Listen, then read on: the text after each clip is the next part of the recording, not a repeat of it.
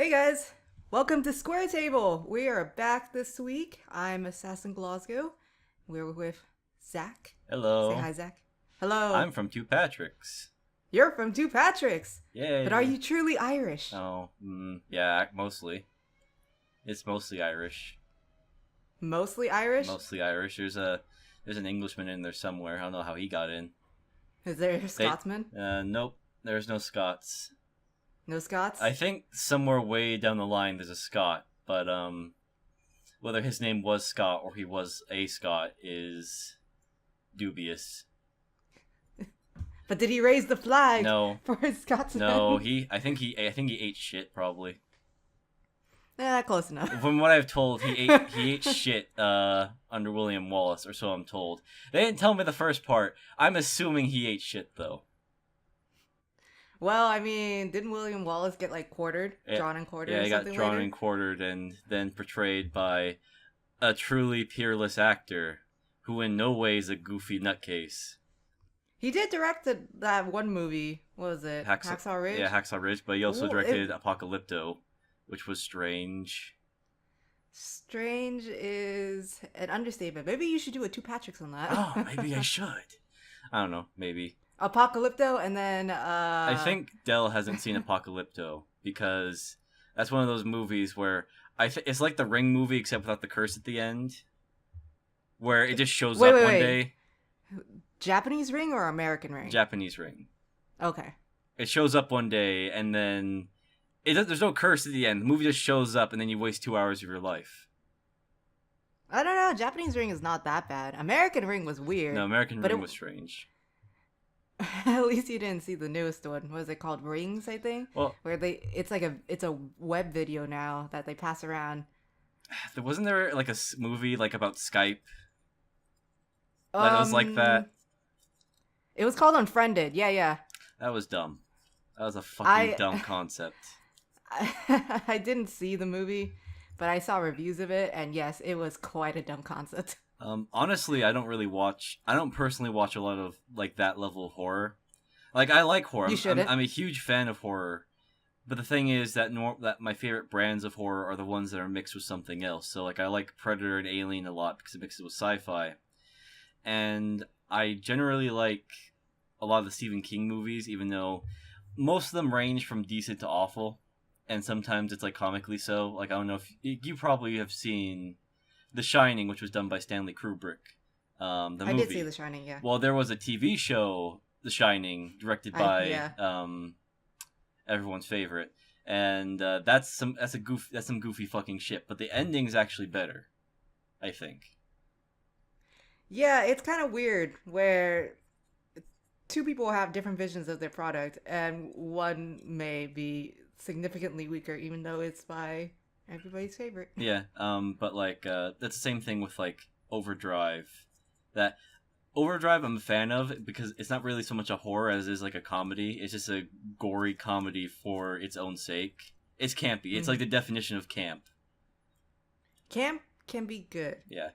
What was I saying though? Oh yeah, with horror, I really like it when it's spliced with something else. But like I'm not really a big fan of like the things along the lines of Blair Witch Project or The Conjuring or anything like that. Like I'm into ghosts as a concept, but not as like a full movie where it's like the house is possessed. The house is possessed. Or the cat is possessed, or that's okay for one movie. That's okay for like the classics where you have a possession, but then like they get like the camera's possessed or something like that, and you're like, it's not as scary. Oh no, Timmy, the camera, no. Why would you name your camera Timmy? I mean, a camera probably deserves a generic name like Timmy, because I think the ghost in Paranormal Activity, or the spirit, whatever the fuck it is, I think it's got some stupid generic name like that starts with a T, Timmy or Ted. I don't remember. I thought it was a demon.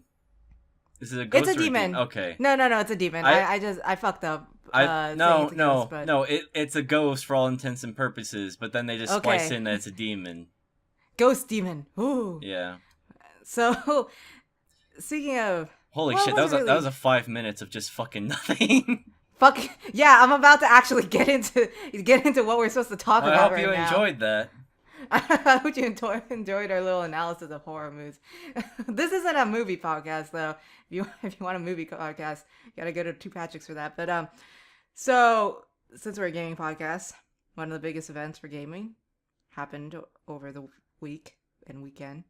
This past weekend, and that's E3. Yay! Yay! Like little tiny Christmas in June, except it's not really Christmas because Game Santa's not giving you shit. It's like Game Christmas, but you're only window shopping. You're only window And shopping. then You're right. if you broke in, there'd be nothing there. Like you reach in, and it's like a hologram. That's what E3's They- like. all the developers are trying to ply their wares to you.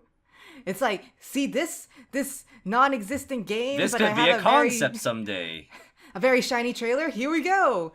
It so I mean E3 was I always say this every year, and I did mention it last podcast. If Valve just came out and was like 3, then they would just win immediately. But that didn't happen again this year, Well, unfortunately. I think their biggest news lately was that they closed down Steam Greenlight. And yes, they did. maybe Gaben sees that as enough news for 1 month. They should have done it a while ago because clearly the quality of games coming from Steam Greenlight is the best of the best and It's the creme de la creme. yes, it's the best of the best. Yes, you have such wonderful games such as Kart Simulator, and You can that see one- a full list of classics if you go to Jim Sterling's channel. yeah, he covers it all. It's A full It's, list of veritable Homerian epics put on the digital screen. written by the great and true playwright Digital Homicide. Or like by XX Gamer Nerd XX69 X. You need more. You need more X's. Be like Microsoft. Okay. Add that extra X. That's such. I know, like, there's other things at E3, and we'll get to that in a second. But why didn't they keep it as Scorpio? Scorpio was the coolest name that they could have gone with. So here's the thing. I knew that Project Scorpio was a thing, and I knew that they're doing like another generation of this current gen's console.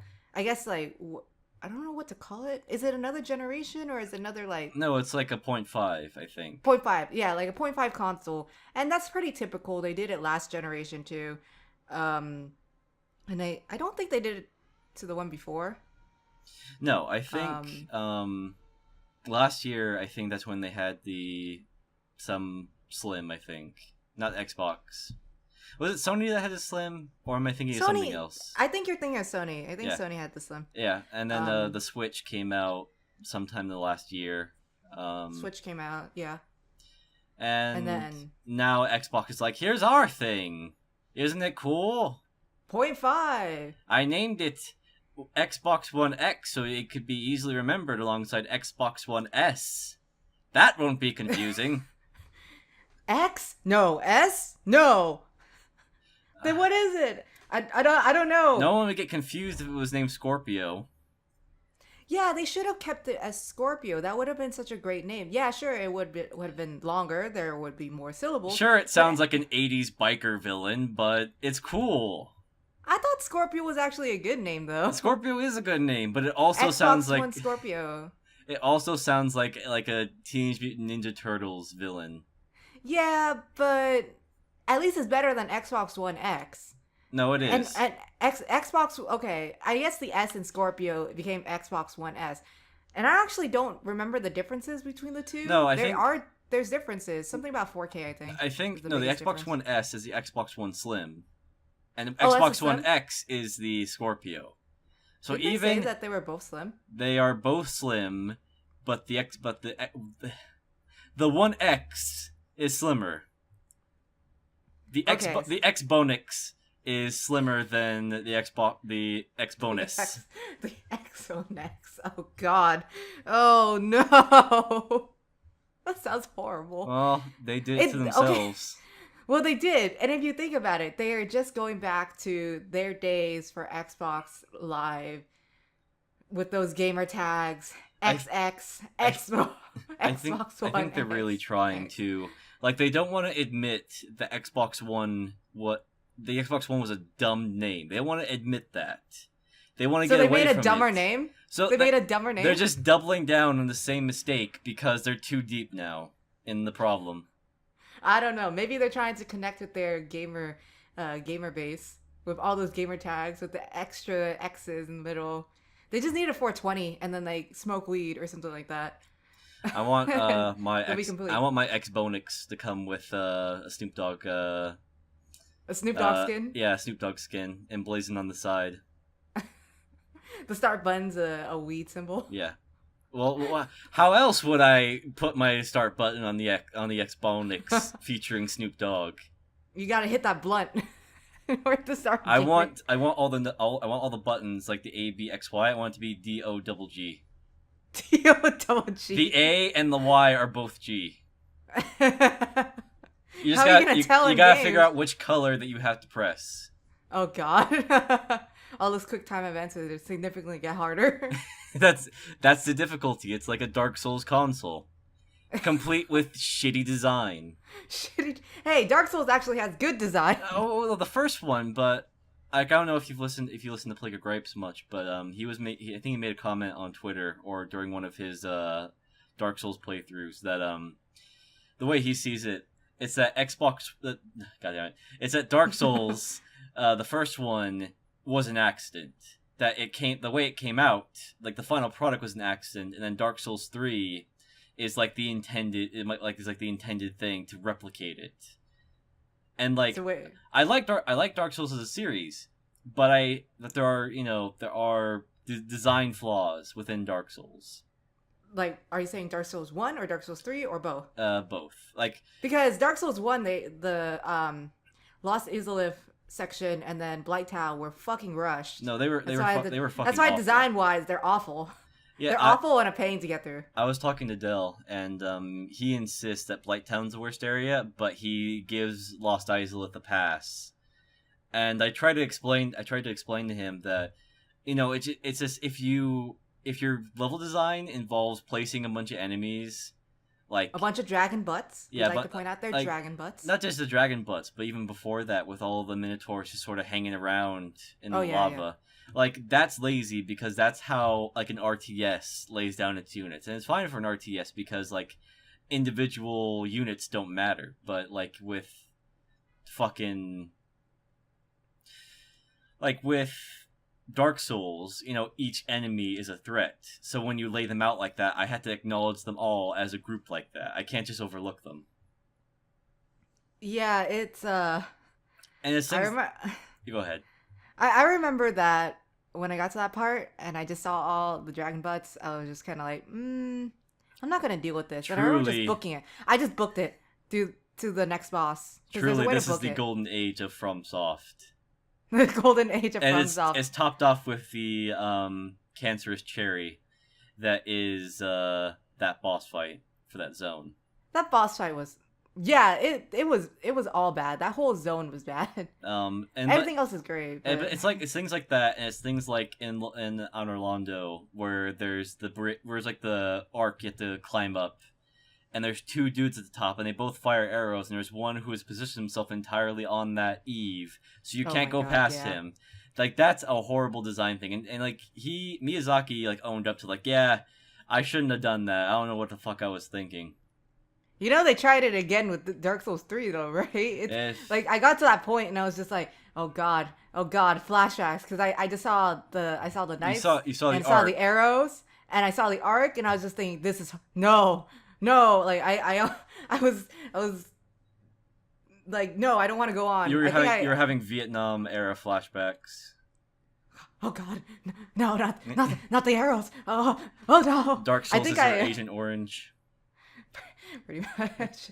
But yeah, but they designed it a lot better in the third game. They learned from their mistake, which was nice, because when I got up there, it was just like, this isn't as bad. Now I'm gonna go smack these guys with my giant sword. Yep. That's not a euphemism. No, it isn't. It's not even because double entendre. No, because I actually do have a giant sword in in that run. So it's been about 15 minutes. Yes, it has been about we should 15 talk minutes. about E3. Let's talk about the wonderful world of E3, the Electronics Entertainment Expo. So let's just go down, I guess, chronologically the list. We'll start with the There's a with website panels. I've been using called E3 Recap, which Oh kind of yeah, gives E3. you a list. Like you do you have that? Have you been looking at that? I haven't been looking at it, but I will. I'm actually gonna pull it up right now, unless you just posted it Yeah, I in just there. posted it in the Oh, chat. okay.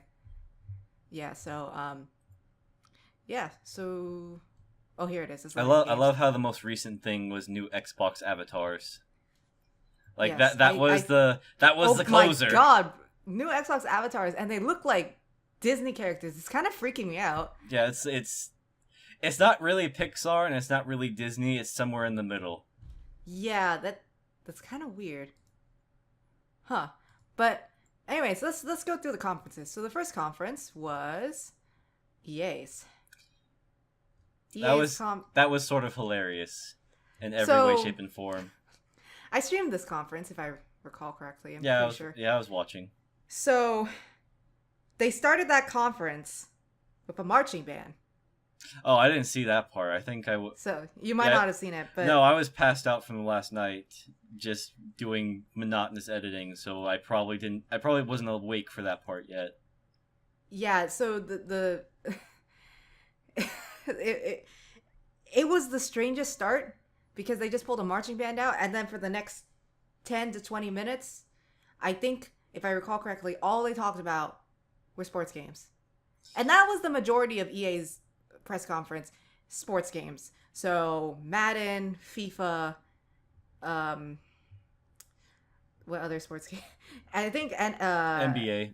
NBA. Yeah, actually, it was just Madden, FIFA, and NBA. They didn't do MLB. I think that's EA too. They didn't do MLB and they didn't do NHL. And I was just kind of thinking throughout the press conference, and I think I even made a comment about this.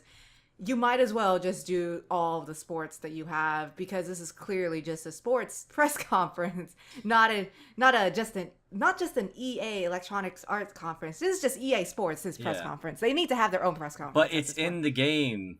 It's in the game. Um, They like the biggest thing I think they announced were story, some kind of story with the EA Sports games, but it's kind of like I don't really like. Do you play for the story? Is this really something you need to put I into a mean, sports like, game? I don't want to be hypocritical because I know in the past I've criticized, EA sports games as having no substance. I know I've done that before. Why? I think you're not the only one. I think a lot of people have. But I think that I don't know, it's sort of weird that like there would be like an actual plot in a I'm not sure if I'm not okay with it or not. I'm not sure where I stand on it yet. Mm-hmm. I probably won't end up playing it either way, Yeah, that's true. but I'll at least see how it goes for them. Mm-hmm. I'm not directly rooting against them yet. Yet. So, I mean, we're not really, both of us don't really play sports games, so I guess there's not much else we can really comment about Um, that other than the fact that it seemed like 68% of that, and I'm choosing 68 as an arbitrary percentage number, but 68% of that conference was just sports. The other, I don't know, 32%. that'd be 32. Yes, I just said 32. Okay. The other 32% is, so they announced DLC for Battlefield 1 To split the and player base even more, because that's working. to split the play. Wait, what's going on with that? I actually don't know Oh, about. because like when the first DLC came out, it split the player base because you can't put them all in the same playlist. Like if you don't have Oh, okay. the French army, then you can't play on the French battlefields. Oh, So that's silly. I don't know about this one. This one I feel like it's like a kind of a new. It's not an expansion, but definitely it's more focused on the Eastern Front. So I don't know. Maybe they learned their lesson and they're not gonna split the player base, but we'll see. It's called In the Name of the Czar, and I saw some footage and it looks quite nice. Though the footage that we saw was I think a gameplay trailer or something like that. yeah, It had cinematic stuff interspersed, so I don't know 100% what's going to be in the DLC. what the full content's going to be. Yeah, what the full package is.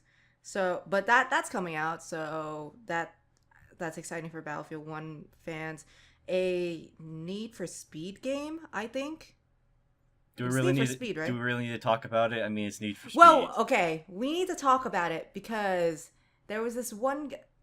Actually, before we get onto that, I just want to comment that I've noticed that a lot of conferences this year at E3 really love to use montages of Twitch streamers and YouTube content creators. And Yeah. it was really weird to see it for me because I totally understand this idea of like, oh, your gaming community, the people that are playing your games. We're focusing on games this year rather than being a multimedia center or whatever. Mm. And like, yeah, they did, like both Microsoft and Sony focused on that. But it was really weird to just see a 4 minute montage of people playing Battlefield 1 and reacting, and they're all And Twitch screaming. streamers and screaming, a lot of screaming. And I know I scream a lot on stream and like when I do Let's Yeah, Plays but too, like but your level of screaming is not their level of screaming. yeah, I It's guess. sort of different But I because was like just, they're like cracking windows and shit when they're screaming. oh God, I hope not. Because if that's the case, then my voice would shatter fucking, I don't know, the planes of existence. It would No, go back in time and destroy the Hindenburg. exactly. I mean, because I mean, the pitch of my voice is not super high, but if men with voice ranges lower than mine are screaming and shattering windows, then I would definitely shatter the planes of existence and crash the Hindenburg. So we wouldn't want that. Yeah, the Hindenburg's been through enough. It's been through enough. It went down in a blaze of glory. It doesn't need any more. No, it's done. the so along with the Twitch streamers, they were having these hosts, these I guess personalities. I don't really know. I know where one of them came from, but for example, for the Need for Speed game, the guy that was introducing it was some kind of content creator. I don't know if he was like a game Is content isn't creator. that literally what he said? Are we thinking about the same? Because I watched the EA conference in parts because I was doing other shit at the same time. I don't remember Was exactly it what the he really said. awkward guy who was just kind of Yes. sitting there, like just staring at the camera awkwardly? Because if that's how I know him. Wait, maybe I don't actually remember his name. He had glasses, if I recall Yes, correctly. then yeah, I think we're thinking of the same person then. Okay, because he was the introducing the host that was introducing Need for Speed, the new Need for Speed game, and the footage and the trailer and stuff like that.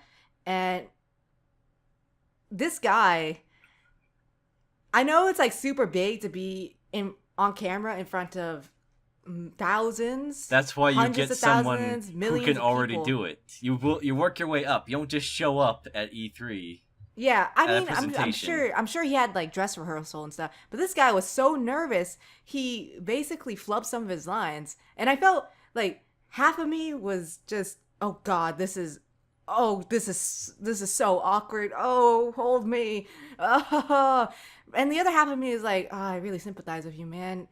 I totally understand what it's like to do public speaking, but then there's this tiny like fraction, maybe like 2% of my brain that's just thinking, why didn't they get somebody that is more experienced in presenting? No, that Because seemed like the EA conference in general. That it's like, let's get this guy to do it or this person to do it. They have like that personality we want, but it's like, but can they? or they had that face that people will recognize. And yes, that's true, but not everybody has the skill to speak in front of an audience, and Not everyone has. definitely, Yeah, go like, but like, not everyone has the skill and the knowledge to do that.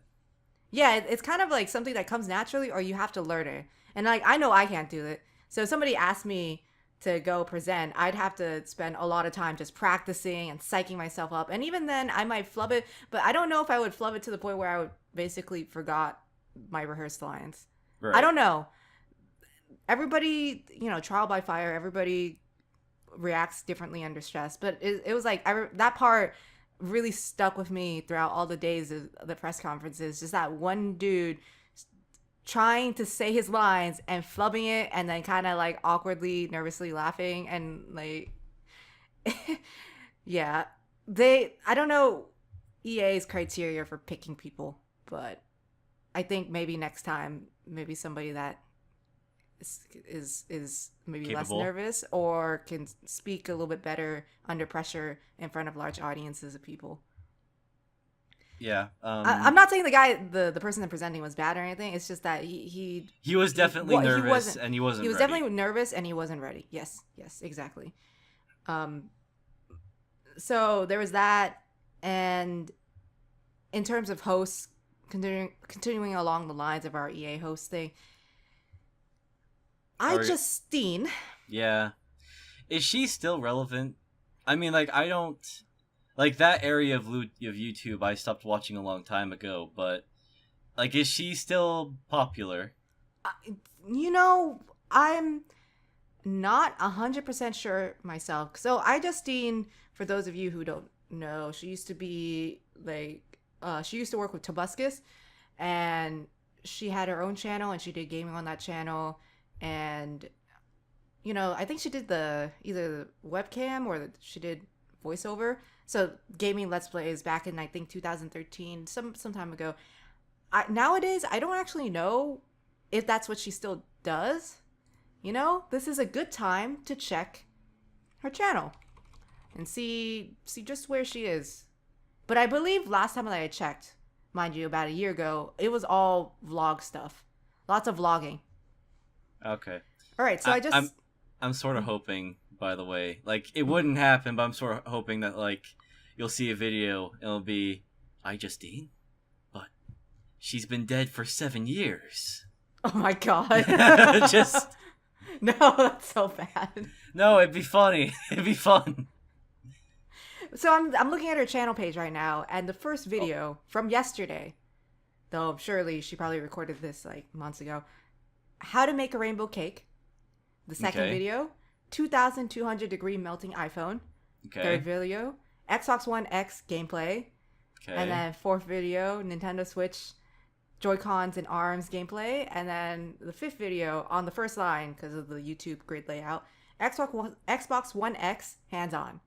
So I guess her channel is like, sometimes she does games. There's no I sense no Sometimes direction. there isn't a direction. I mean, sure, she has 3 million subscribers, but there's not really much of a direction here. Sometimes it's gaming and she like gets hands on with it at E3 and I guess vlogs about it or records it. Other times it's like a baking thing, like make a Pac-Man cake or make BB-8 pancakes. There's make an Oreo firework cake. So it's like baking and then vlogs and then tech reaction videos and then sometimes games. It's very confusing. I'm not quite sure where she's going with her channel. I mean, I know before it used to be just games. Her description is saying tech, video games, failed cooking attempts, vlogs, and more. that seems like that's too many bases to cover at once. Mm-hmm. Like Yeah, like on your channel, you just do games and you do streaming on I do Twitch. games. I stream on Twitch. Sometimes I do random like horror story readings. I've only read one, but there was But another. like you're dealing with entertainment though, like Entertain. exclusively I guess. entertainment. I guess what I'm trying to say is her channel seems to have graduated beyond games to the point where it's just her personality carrying these things, which is fine, but it definitely is quite confusing. But I'm going to assume she's still relevant for gaming in that people are still hitting her up about it and inviting her to E3, and she still kind of does reviews on that. But I don't see a video game like playthrough Focus. review. Yeah, there's no game that's like, Well, oh, like there's one. There's one. 1 month ago, playing Mario Kart 8 Deluxe with Mario. That's it. hmm. Anyways, so I guess back to E3. back to E3. So I guess she still does have some relevance. When I was watching it, I was just thinking, is she still relevant anymore with games? Because I remember her channel not being focused on video games anymore. She's too but busy working with BB-8 pancakes. yes, that's true. But she was on the panel for Star Wars Battlefront 2. And on the panel with her was, I think, a Twitch streamer I or think, and somebody it was somebody knowledgeable about Battlefront 2. and then an actual like person that worked on the game, like Yeah, so one of it the was like designers. it was basically a dev, a rando, and then the mega rando in the form of iJustine. Yes. And you said that this picture. So Zach, when you edit this video, I'm going to assume you might put this picture up on screen.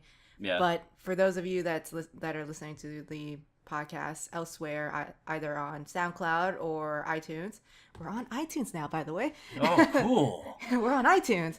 But to those of you that are listening to the audio version of this podcast, there is a picture floating around, and on the picture is kind of like the teleprompter. That's what it's called, right? Yeah. Teleprompter.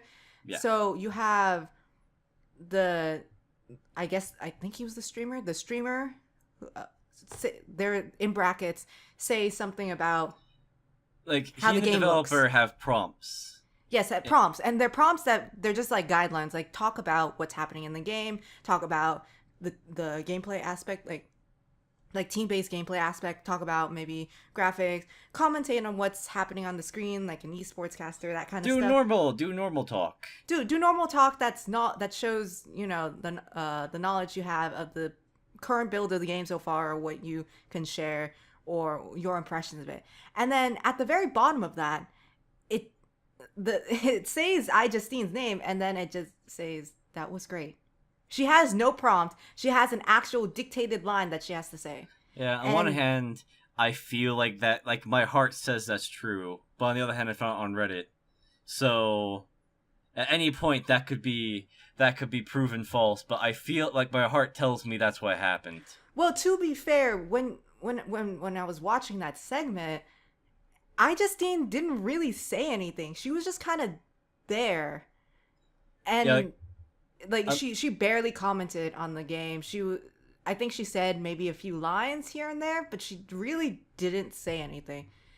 because I'm looking at the thing right now, the image. I had to scroll up Yeah. a bit, but Paul answers, show tactical map. Paul comments on phrase.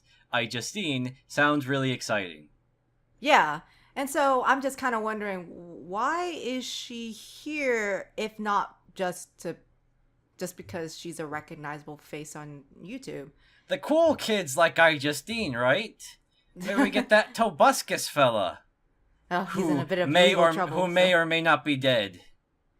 I don't know. He's not dead. He's in a bit of legal trouble. Let's just put it that way. Fun.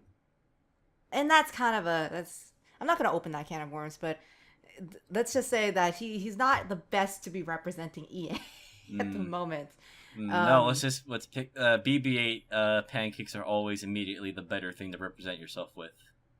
Yeah, I don't know. She was just a weird pick for hosting, and that was basically EA's conference. It's weird people hosting or trying to make jokes, and it's just kind of like, okay. So kind of like typical E3. The entire EA conference is basically that pretty much everyone else on E3 got the memo that, so the past 2 years we were doing that corporate bullshit where, like, like we like the AMD CEO would come out and hold these 2 cards and just kind of stand there awkwardly for a while. Like, that was fun, right? No, it turns out they hate that. So now let's just spend this E3 just literally talking about games. Let's not try to, flash anyone in any sense of the word. Let's not try to wow anyone. Let's just talk about the games. And everyone got the memo except EA. Like, EA turned their phone off beforehand, like the night before. Well, that explains why they did it on Saturday.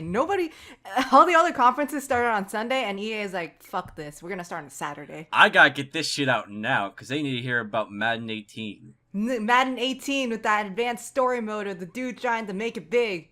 They need to He's see, the one. They need to see the 30-second promo for Anthem, if it even was 30 seconds. Oh, okay, let's talk about Anthem here. So, Anthem. That was... So, it's EA, they own BioWare, and BioWare had been working on a new IP. So, we had all heard about this before E3 actually happened. So, people were curious if they were going to show Anthem at E3. And yes, they showed Anthem at the EA conference, and it was just a 30-second teaser, and at the very end of it, they said world premiere gameplay trailer tomorrow at the Microsoft conference. Like, what's the point of that? It's like, isn't BioWare one of your flagship developers? Why are you saving it for Shouldn't the you be Microsoft doing conference? it? Yeah, shouldn't you be doing this instead of giving it to Microsoft? Microsoft didn't need it. You did, EA. You Yeah, really like needed it. Microsoft actually had like a competent presentation this year, which I was shocked. I Like, was also equally as shocked. Don't worry. yeah, they weren't the best conference, but I was shocked that by its actual quality. I was Um, expecting a lot worse, and I was mildly surprised. I was expecting like I was a expecting. skit, not like a Devolver skit, which I think we'll get to that later. We'll get to that. We'll fucking get to that. But like I expected like something like that 70s show level, like if you did it now, it'd be dumb and stupid. Hey, you But ever see the bottom of Avatar's foot? What bam! oh god. That Oh will go no. down in internet history. Oh no. But yeah, That, EA really, they shouldn't have saved the Anthem gameplay thing for Microsoft. They really needed the games for their they press needed conference. something. They needed something. Like the biggest thing they had was Battlefront 2, and that was basically a lot of that was done by gameplay and not by maybe announcements. Like I heard that like, oh, the DLC is going to be free, and it's like that part's good because then you're no longer splitting your player base based on DLC, which kills your game pretty quickly. But like the gameplay looked, fun and coherent, but it's like if that's the best you do, that's a pretty shitty conference. Yeah, it's. I mean, so aside from the plethora of sports games and all that stuff, the three big things that I got out of EA's press conference was that I think personally is important, unless you really enjoy sports games and you really care about those, was the Battlefield 1 DLC. That was pretty Okay. important. All right. Battlefront 2, just Battlefront 2 in general, they devoted the last 45 minutes of their conference to Battlefront 2. They invited all these Twitch streamers and YouTube personalities. Like Moose Elk was in there. I think I remember seeing him, and he used to be a TF2 content creator, but now he does whatever he wants. He was there, and they had the little like gladiatorial circle where everybody's gaming on their gaming gaming computers playing Battlefront 2. And This is how we do LAN parties, right? This looks cool, right? this new LAN party with 32 people in a circle surrounded by hundreds of other people. They'll like us if we do this, right? If we make a LAN party that's very clearly probably not a LAN party. Yes. So they had that, and I thought that was pretty important because they went over a lot of details about Battlefront 2, which I say is pretty anticipated by people, Star Wars fans and fans of the Star Wars series alike. I mean, I know it's not everybody's cup of tea, but I know David's excited for that. My basic takeaway from Battlefront 2 is that, yeah, we try to do a new thing with the DICE Battlefront 1, but we realized we should have just done the old Battlefronts the whole time. And it's like, oh, you just realized this. That's cool. You are talking to EA here. They're a little slow on the whole innovation thing. Look at all their Madden games. The game thing. The third thing that I got out of that conference, aside from tuning into Microsoft for the Anthem teaser, was this game called A Way Out.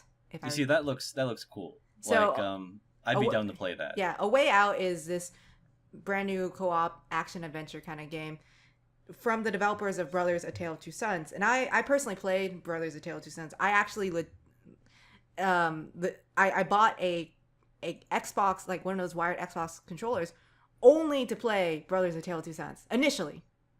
So, because you can't do it with a keyboard and mouse, you have to play with a controller because of the way you control the two characters in the game. The way it's the way it's set up. Yeah. So I bought a wired controller just for that reason. And now I have it for other games, but initially it was just for Brothers: A Tale of Two Sons. And I really enjoyed that game a lot, and I'm happy to see a new game from the same developers. And they're taking that kind of co-op concept, and they're putting it into a game that actually looks pretty interesting story-wise and has this really cool kind of 80s aesthetic. Reminds me of like a lot of crime movies or like jailhouse movies to take place during that time period. And it's quite nice. That was probably EA's best thing overall.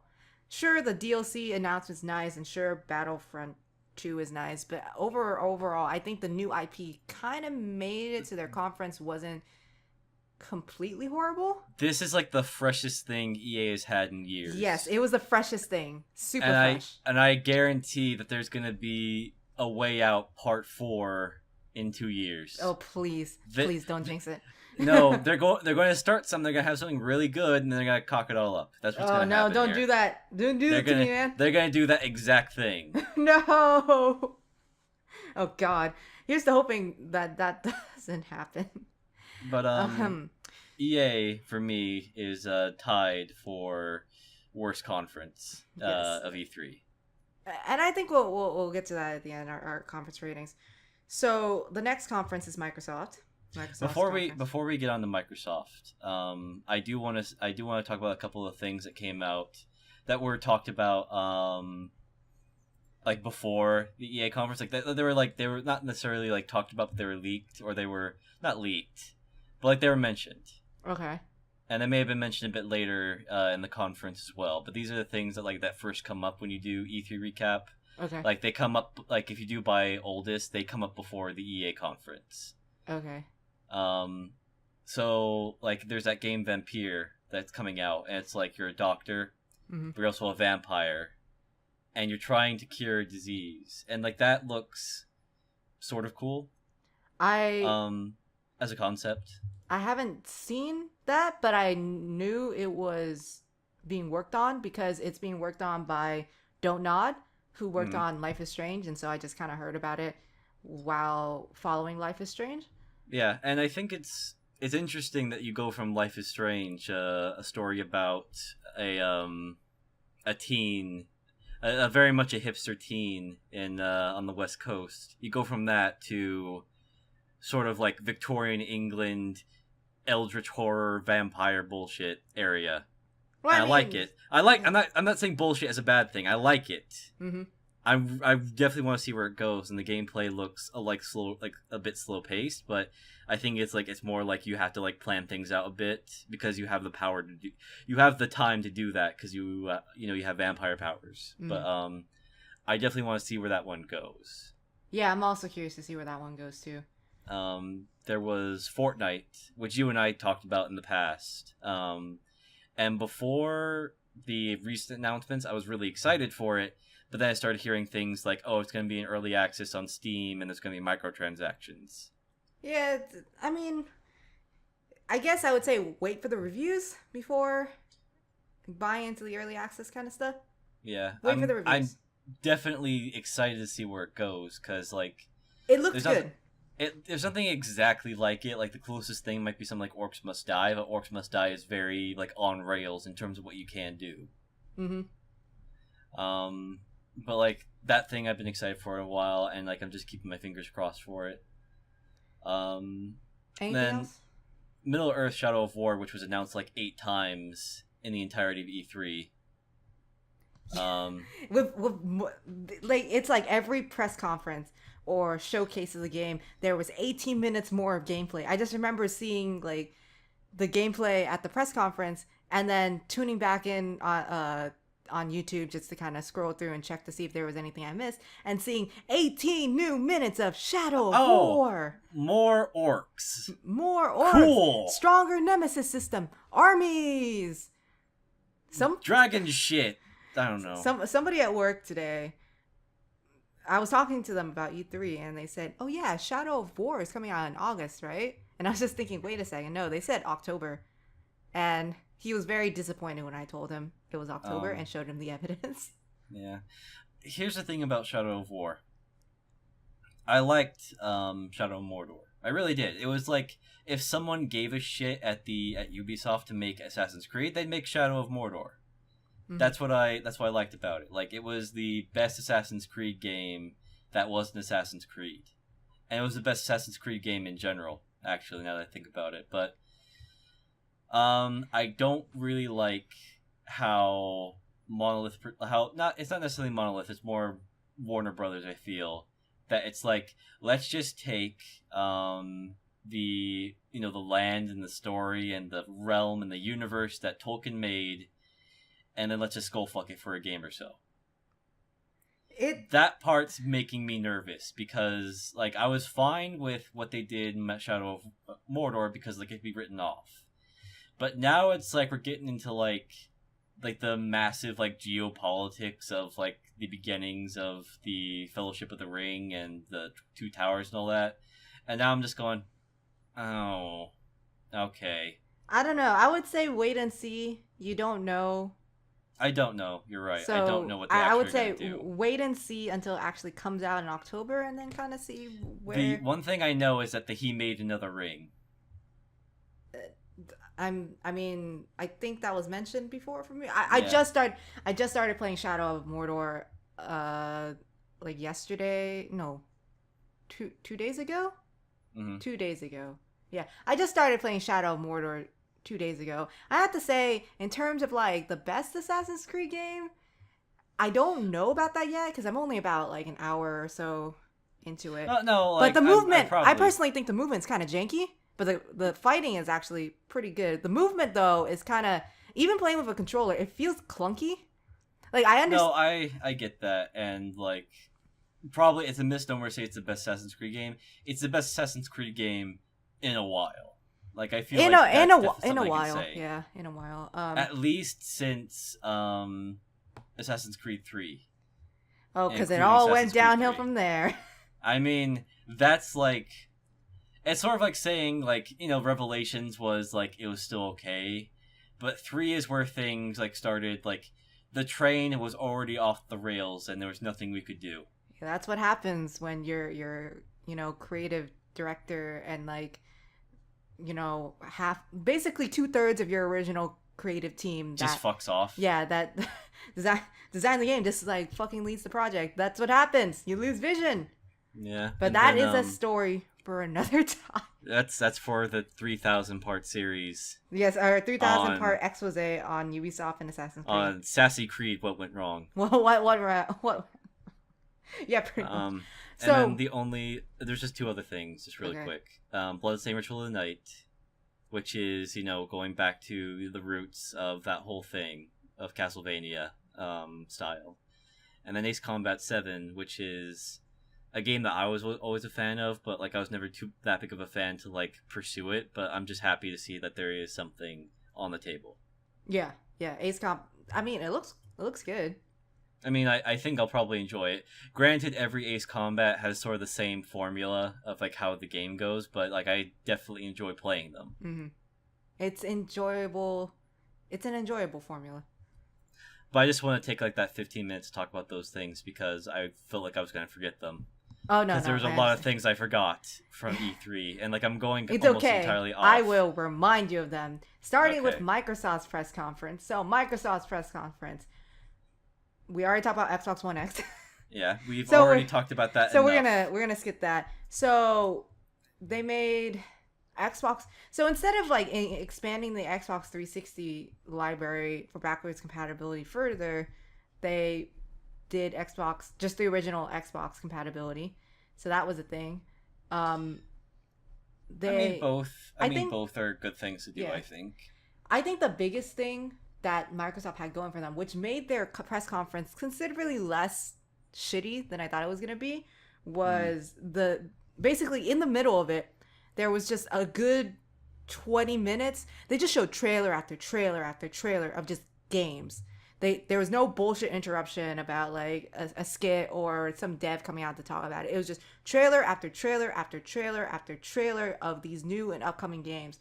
Some of the games that they talked about, Cuphead, the Dragon Ball Fighter Z game, which actually looks really good. I'm actually really interested in Yeah, that. I haven't played one of those in a long time, so I'm definitely, It looks really looking good. I'm looking forward to getting a copy. Yeah, I'm looking forward to that too. The Code Vein, I'm looking forward to that too because that's like pretty Dark Souls-esque. It looks like the edgiest version of Dark Souls, Yeah. but I still want to see it. Deep Rock Galactic, which I think is just it's a wave. That looks really cool, dwarf. and I want to play Yeah, it. had dwarven mining stuff. Metro, they didn't. I don't think they had the gameplay. It wasn't. It was like gameplay, but it's like it's very clearly like you like they told somebody like, all right, I'm gonna need you to look in this box, and the bear and like the radioactive bear is gonna come out of that door, so you're gonna need to shoot crossbow bolts at it. Yes. But Like, it Metro was Exodus scripted, was good. but it showed the engine, and it showed it, functioning. So like that part is, the part to be excited about. Mm. So that was exciting because like I didn't think that they were gonna make another Metro game, to be honest. I Well, thought Last Light I think was they've it. run out of books now, so they're doing the Game of Thrones thing where it's like, fuck it, let's do our own thing. Probably. I think they're out of books because I only have I have the first 3 books that he wrote in that series, and I think there's a whole like expanded universe that not he didn't write all of it, but like he supports it all. Mm-hmm. But like Metro Last Light covered 2034 and 2035. Oh, okay. So I don't know what Exodus is. I'm excited though because Dell and I were talking about playing Metro. He just needs to finish the book before we start playing that for the channel. They announced State of Decay 2, which I never really ended up playing State of Decay 1, but you played it and you liked it, right? I played it. It was a lot of fun. I enjoyed the very sandboxy nature of it. Not sandbox like Far Cry. Far Cry is a sandbox like you can carve a statue out of plastic. You can. It's not very easy to define it as a statue at the end of it. Mm-hmm. State of Decay 2, State of Decay 1 was very sandboxy. That even if you went into the mode that was outside the story, very little change. That you're basically it was just a bit more randomization, and I enjoyed the game a lot. Mm-hmm. So seeing State of Decay 2 makes me happy. Even the DLC for State of Decay was something that I was happy to have. So I'm definitely excited to see what they do with State of Decay 2 because it had a lot of potential in the first one and it didn't meet all of it. So I'm definitely willing to see where it goes from here. Mm-hmm. I thought there was one game that I thought was really interesting and that made Microsoft's conference more memorable was while in the middle of showing all these trailers for these games, they showed a game called The Darwin Project. And they had that shoutcaster, that dude that just came out of nowhere and was like commentating like super excitedly, and I was just thinking EA needed this. They really that dude did more in that one like blurb than all of EA's presenters did in the entirety of that day. Yes. that blur, like that guy is amazing, and I wish he was in the conference more than just maybe like this 20 seconds of commentating the Darwin Project. But the Darwin Project is interesting. It's kind of like a survival Hunger It looks Games. like a more arcadey, like like DayZ and all those. I've never been a huge fan of those, but if the Darwin Project looks a little more streamlined, a little more cartoony, a little more.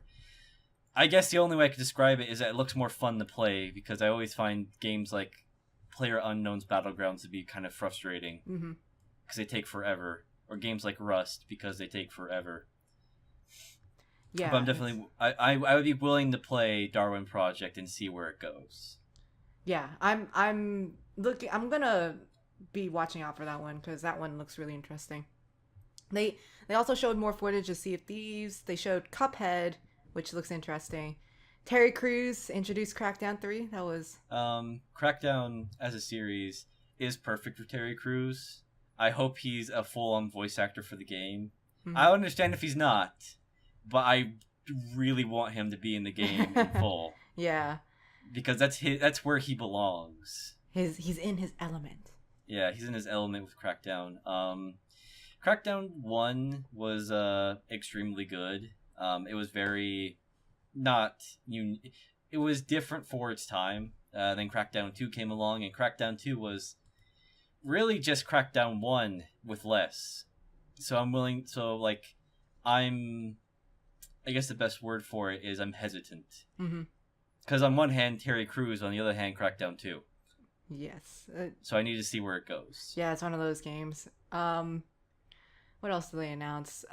They showed more footage. They showed footage of Life is Strange, which is exciting. It's a prequel. I'm looking forward to that. I assume you don't have your superpowers yet. You actually don't even play as the same character with the superpowers. Maybe you play a different character with superpowers. You play as a friend. There's no superpowers, but it's more of a prequel. So I'm curious to see. Do I have gun superpowers? Maybe.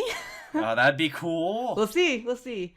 They showed the Anthem gameplay, and I'm gonna be honest, it was less exciting than I was expecting from BioWare. Well, if you do that division shit, then yeah, So yeah, that's that like just division deflating shit, your own that thing. division shit was pretty dumb. So for when they were showing the gameplay, it's kind of like a squad.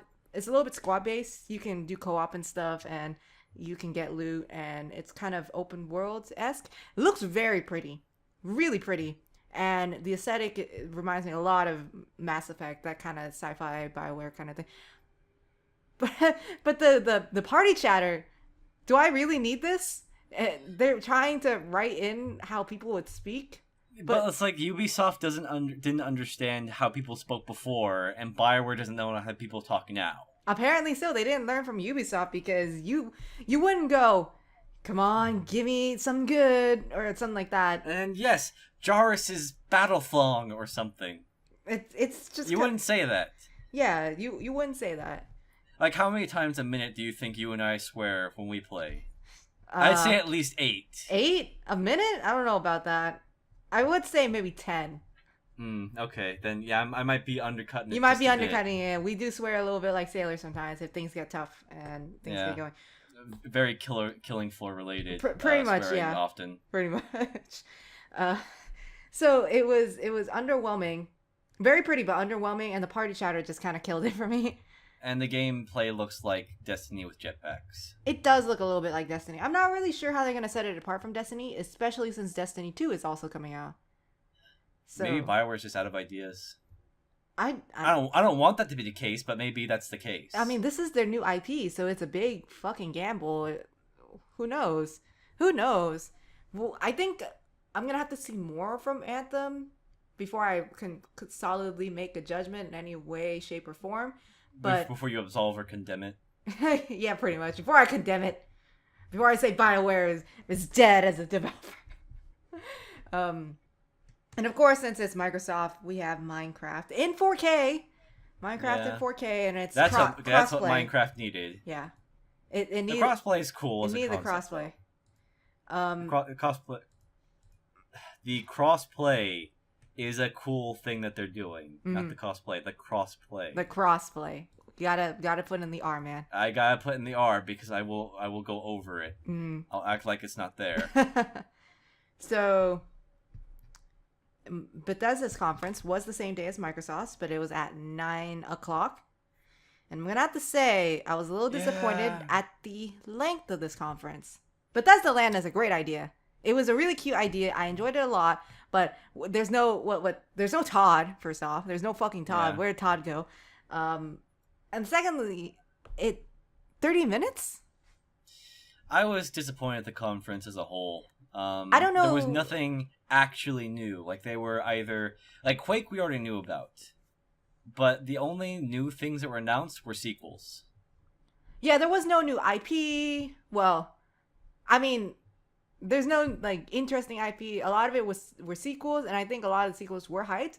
And there's nothing wrong with that. Like Wolfenstein 2, that's fine. Like, That looks cool. well, even Wolfenstein 2, that's fine. I'm actually looking forward to both of those. But the rest of it was kind of like Skyrim for the 16th time.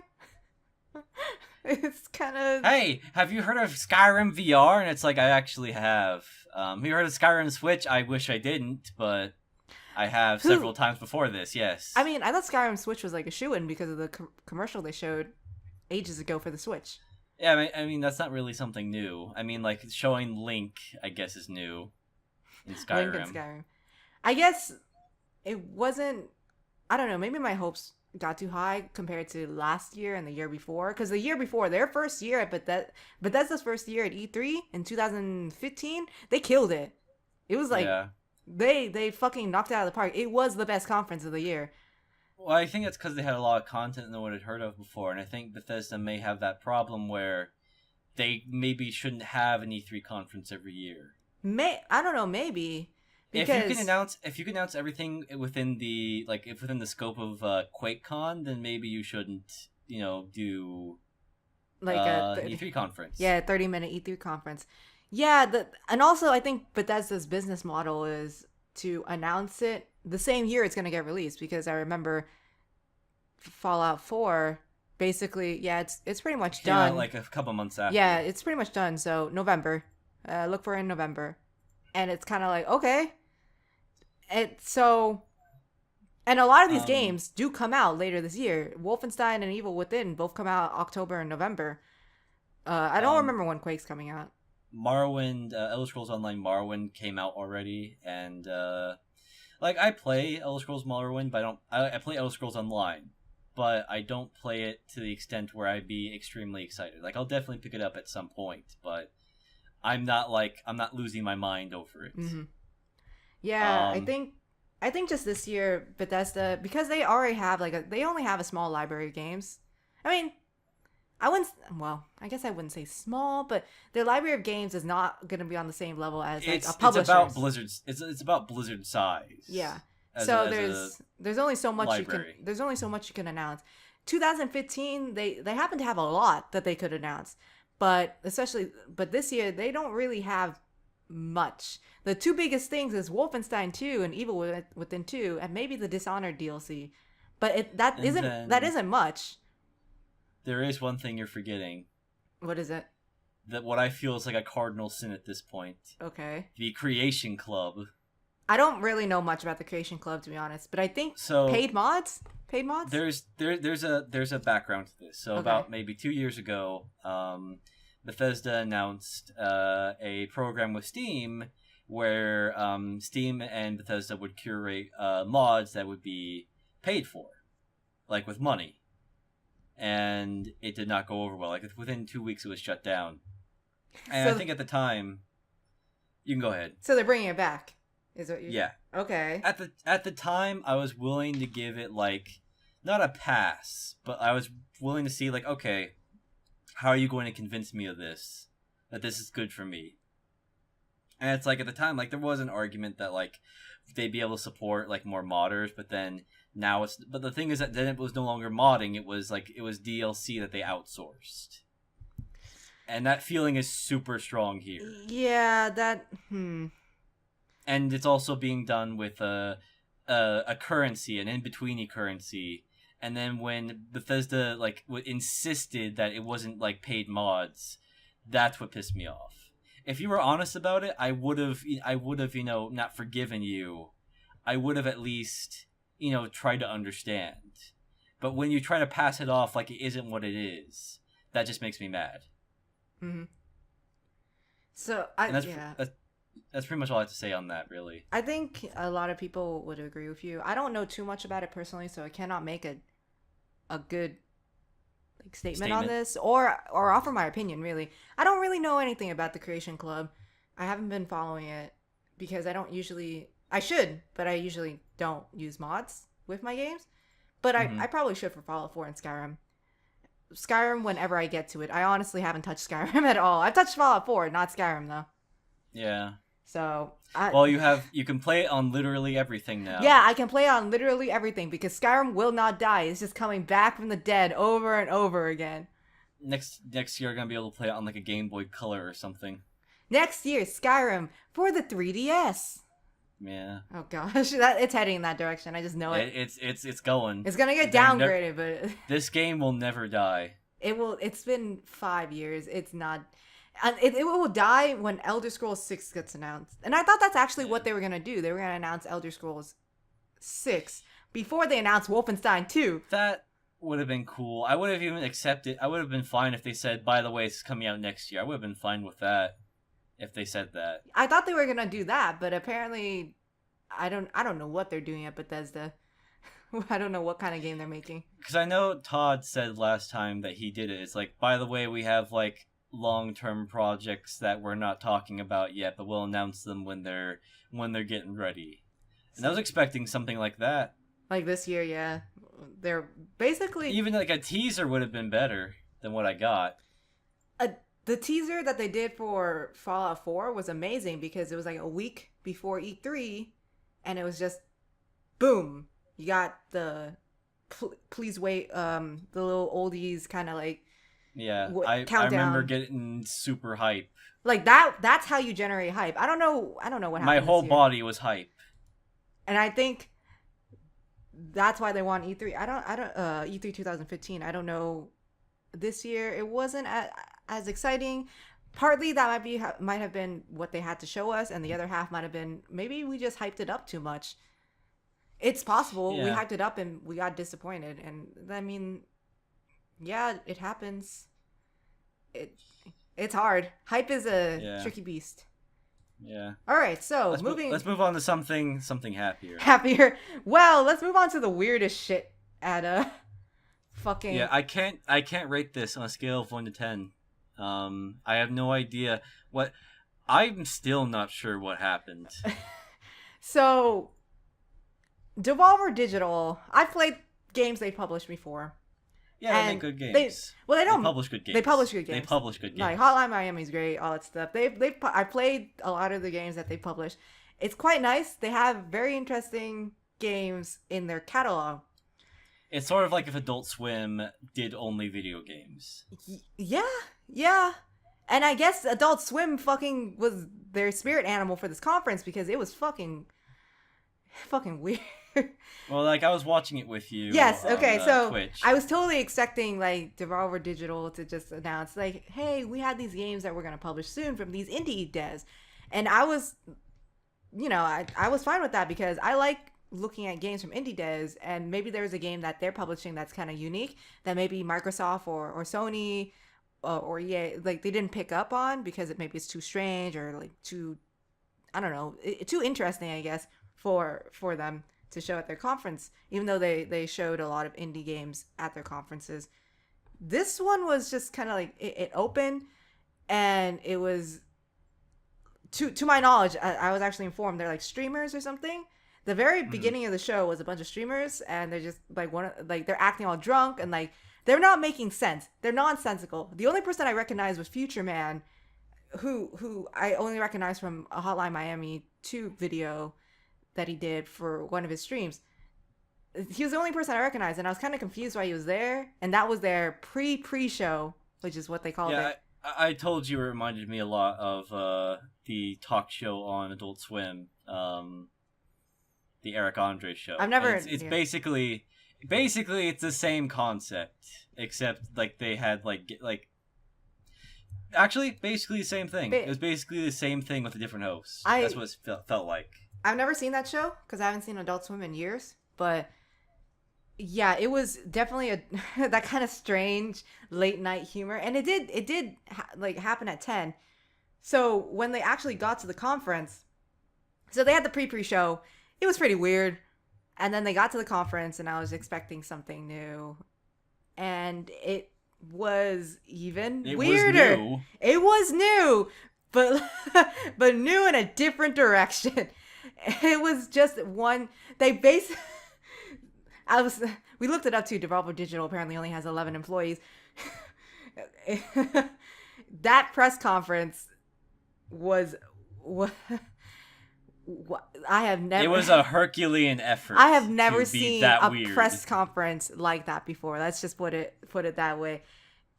They apparently 2 games were announced because I'm looking at the E3 recap and 2 games were announced. Yeah, I But mean Ruiner looked really cool. Ruiner I don't looked wanna really say cool. that. Yeah, it definitely did. I didn't even I thought the Serious Sam game was total bullshit, to be honest, just like the rest of the Yeah. conference. But it wasn't. Apparently, these are 2 games that are actually coming out, so that's interesting. I will definitely be playing Ruiner when it comes out. Yeah, I'll definitely play Ruiner too. It looks like it's for all platforms, so that's nice. Yeah. But Well, not Switch. But Because not Switch Switch. can go fuck itself, apparently. apparently, so Nintendo and that first party support. No one loves Switch. So it was. They came out, and at first I thought it was a legit press conference, and maybe that the host was being kind of weird. But then when this dude's arm basically gets chopped off because he was trying to throw Yeah. money at the screen, it was like, no, Yeah. this is fucking bullshit. It's just Yeah. one giant satirical press conference, or on basically all the other press conferences. It was basically fuck you, E3. That was the It was entire Devolver conference. Devolver gave no fucks and basically put up the middle finger for E3.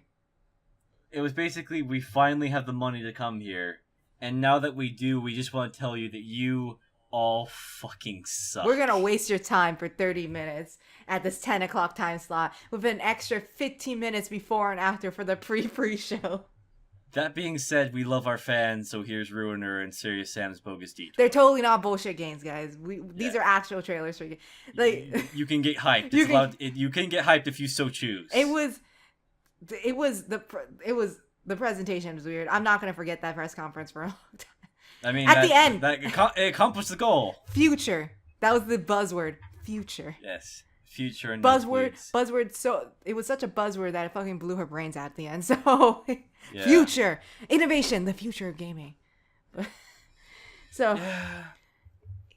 I would suggest Um, like I don't think we describe it with enough like we don't do it justice describing it. I honestly suggest you guys go and watch that press conference because Pause this and go watch just the Volvo pause conference. pause the video, pause your podcast player, Close iTunes. close whatever you have to iTunes, do. close SoundCloud, pause whatever. Just watch the conference so you can kind of understand exactly what we mean by this was really fucking strange and they literally gave no fucks because they really didn't. Just it flew out the window, basically. It broke the window on the way out, but it flew out the Yeah. window and then basically graffitied the house on the with just a giant fuck you. So that was quite memorable and quite an interesting way to end Sunday nights. On to Monday. Yeah. Monday was a packed day. There's 3 conferences. Yeah. Three full legit conferences, not 1.5 conference and a half bogus conference. It was Ubisoft. So there's Sony conference and Ubisoft, Sony, and the PC gaming show. Yes. Yes, I totally forgot about the PC gaming show. So it was PC gaming show was first. It was in the morning at 10 o'clock, and that was I thought it was actually I personally thought it was a good press conference, but I definitely can see how it's boring to some people because a lot of the other press conferences are a little bit more on like, here's the trailer, get some hype, and Yeah, there was a little bit of the corporate bullshit, but it wasn't as much as like EA. So like it's I can excuse some of it. it wasn't that bad. It was a lot of actually I think very technical stuff talking about PC games, so like XCOM 2, DLC. I'm trying to remember. I think I can. Let me check E3 recap. It was. I know XCOM 2 was. There was XCOM 2. There was Ooblets. Ooblets looked so cute. I'm really looking forward to yeah. Ooblets. Let's There's see. BattleTech, which looks like another mech game. They showed some. Because it reminds me of a lot of other ones that have been coming out in the past couple of years. Mountain Blade 2 Warp Bannerlord, which was... You've seen me play that game, and what this felt like, that this showed off like the fighting, but the fighting looks like it just looks more polished, like nothing insane. Like it looked more polished and it looked better, and it didn't look like crap, and the graphics don't look like crap. So like those things are good. The thing I was most interested to see, which I didn't get to see, was like actual like mechanics and systems in the game. I think they'll probably announce it a little later on. They'll probably give more information later, but like those were the things I most wanted to see. I wanted to see because the thing with this game is that it's fun, but there's a lot of things about it that are bare bones, or like a lot of it, relies on your imagination. Or imagination's not bad. It's just that some of the systems that they had could have been vastly improved with more content. But I'm willing to see where this goes because I enjoyed the first one and and the half sequels, I guess, that came off of it. And I'm willing to see where it goes. Yeah, so they showed that. They actually showed a lot of like pretty big announcements, like Total War Warhammer 2. I thought that was a big announcement. The XCOM DLC, the new Clay game. So I actually enjoy Clay a lot as a developer. They made Don't Starve. They made Oxygen Not Included. And Grifflands looks really interesting, and I like their art style, so I'm looking forward to that. Looking forward to... Well, they also announced Wargroove, and we talked about how it was very similar to... What was it called? Advanced Warfare?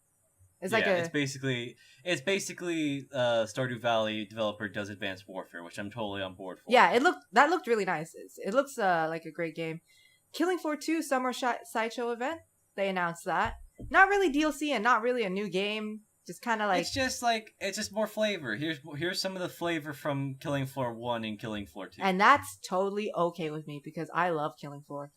Yeah, maybe we should play it. Because it's been a long time since either of us have played Killing Floor 2. I played, like the day the event went live, I played that. I played for like 2 hours or something with David. I think it's great. It's great. During that conference, I was at work for most of it. They announced Shadowverse. You talked to me about Shadowverse, the card game, and it's basically like an anime Hearthstone. Yeah, which is cool. They announced like a DLC called Wonderland Dreams.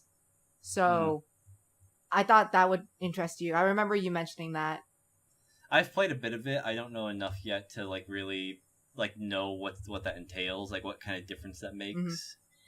I'm gonna look into it though. They showed more gameplay of Shadow of War. Of course. This like the third of like 18 times. The third of 18 times, yes. And then finally, the big fucking announcement from PC Gaming Show. Like I think you were there. The big one, and usually the conferences they'll save the big ones for last. So Microsoft, it was actually I don't remember what Microsoft's big one was. Microsoft's last thing they did was technically Anthem. Oh yeah, Anthem. So that was the big one, even though it was kind of underwhelming for us. EA's big one was Battlefront 2. Bethesda's big one was Wolfenstein 2, and well, Devolver Digital didn't really have a big one. I guess Ruiner's the big one. Ruiner's the big one of the new two. IP. This one was when they showed it, I had no idea what was going on, and then I heard the fucking wololo. Wololo. You already knew.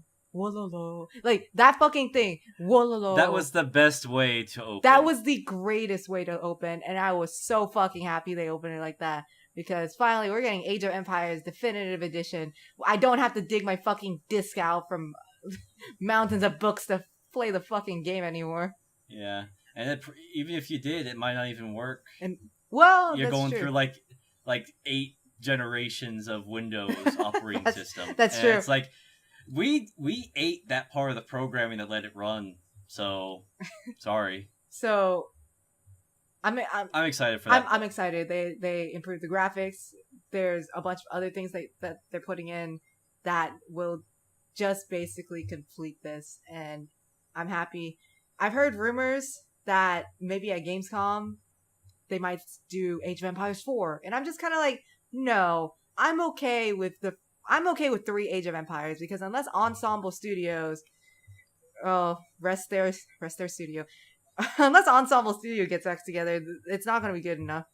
Well, like I was telling you about, it's like I want them to retire the series with dignity. Yes. It's okay to do remasters and all that, but I don't see anywhere they could go meaningfully that would improve the name of the series. Like, what are the fucking Age of Empires? Like the World War era? Like, but everybody does it on that era. Company of Heroes is already there. That would be boring. It would be boring. That'd be boring. And I think the thing that makes Age of Empires pretty different from other series is that it focuses basically on ages people don't really make games for. Usually. It's basically, it focuses on the points where pretty much like everyone does 20th century to death, and like people do the Middle Ages, but it's such a huge expansive time period that you can do anything in that frame of reference. Yeah. So I'm excited. You're excited. We're both looking forward to it. We'll probably play the show. Everyone's excited. Everybody's excited. Both people in this podcast are excited. You know, that person that wasn't excited before, now they're excited. Yeah, now they're excited. Now they're excited. So that was... By force, they're excited, and their fucking red shirt turned blue. Because blue is the superior color. Blue is the best color. And then I have red. Only blue team. Only blue team. But then I wear a red shirt on my YouTube channel. So No. No one needs to know. Shh. All right. So next conference, Ubisoft. This is the weird one that wasn't Adult Swim weird. It was just overall I guess all over the road doesn't really describe it. So let's start with the first thing, the big one. Mario and Rabbids. I'm really confused as to why I think this would be actually okay. You're confused? Because yes, because it looks like XCOM, and I like XCOM, but something tells me that I won't like it. But then I see that image of the creative director, who's like swelled with pride, Oh and it's yeah, like, yeah. ah, man, Okay. okay, like I'll be playing the game just for him. I saw that picture and he looked so fucking happy. And I was like, I kind of felt bad for thinking this might be kind of weird, but he looked really like genuinely proud to be making this game with such a iconic character, with basically Miyamoto thanking him for working on this game and putting it on the Switch and like Yeah, developing Mario as a Western developer. yeah, It was quite nice, and I couldn't really get myself to go, yeah, this game's fucking bullshit. Not that it was, because it was actually kind of polished. It looked like it looked good. It looked for what it was. It looked good. I was expecting the worst when I heard Mario and I was rabbits. expecting something to chug along and to just vomit all over the screen.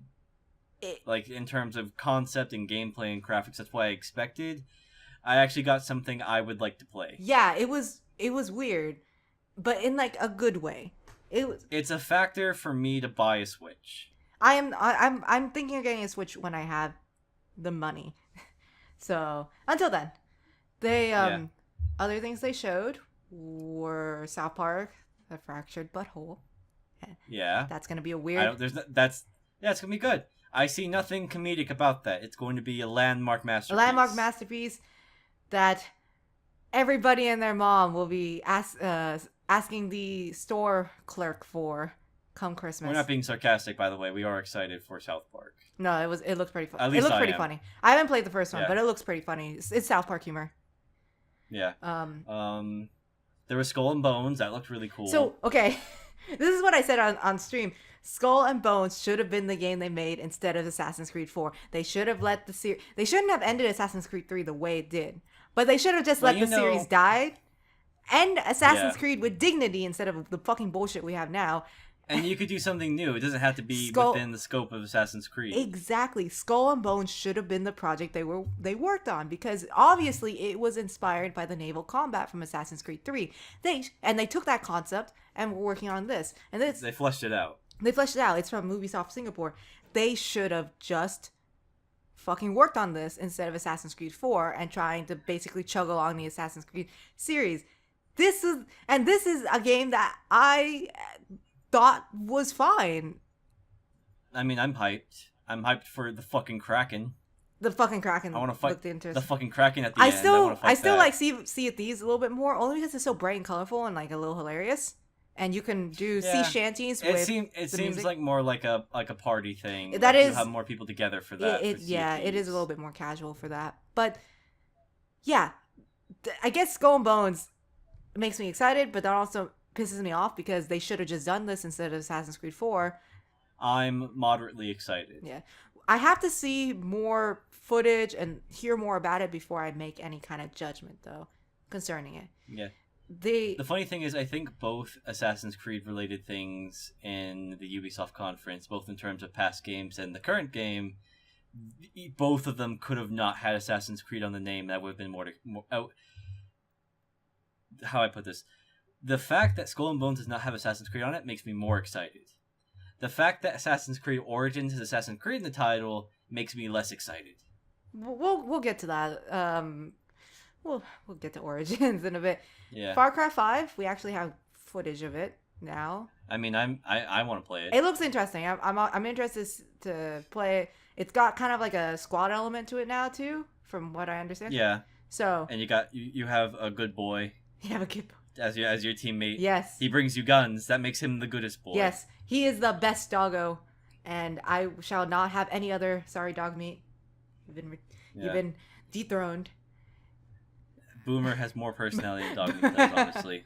I like dog meat. It's just... But Boomer's better, though.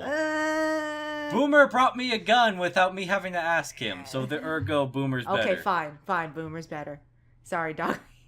I still think German Shepherds are great. German Shepherds are cool, but Boomer brought me a gun. Boomer did bring you a gun. Maybe if you brought me a gun without me having to go through that that clunky interface, then maybe I'd feel differently. You didn't feed him enough food. That's why he's called dog Clearly. meat. He needs meat. He can The eat other dog needs dogs. It's fine.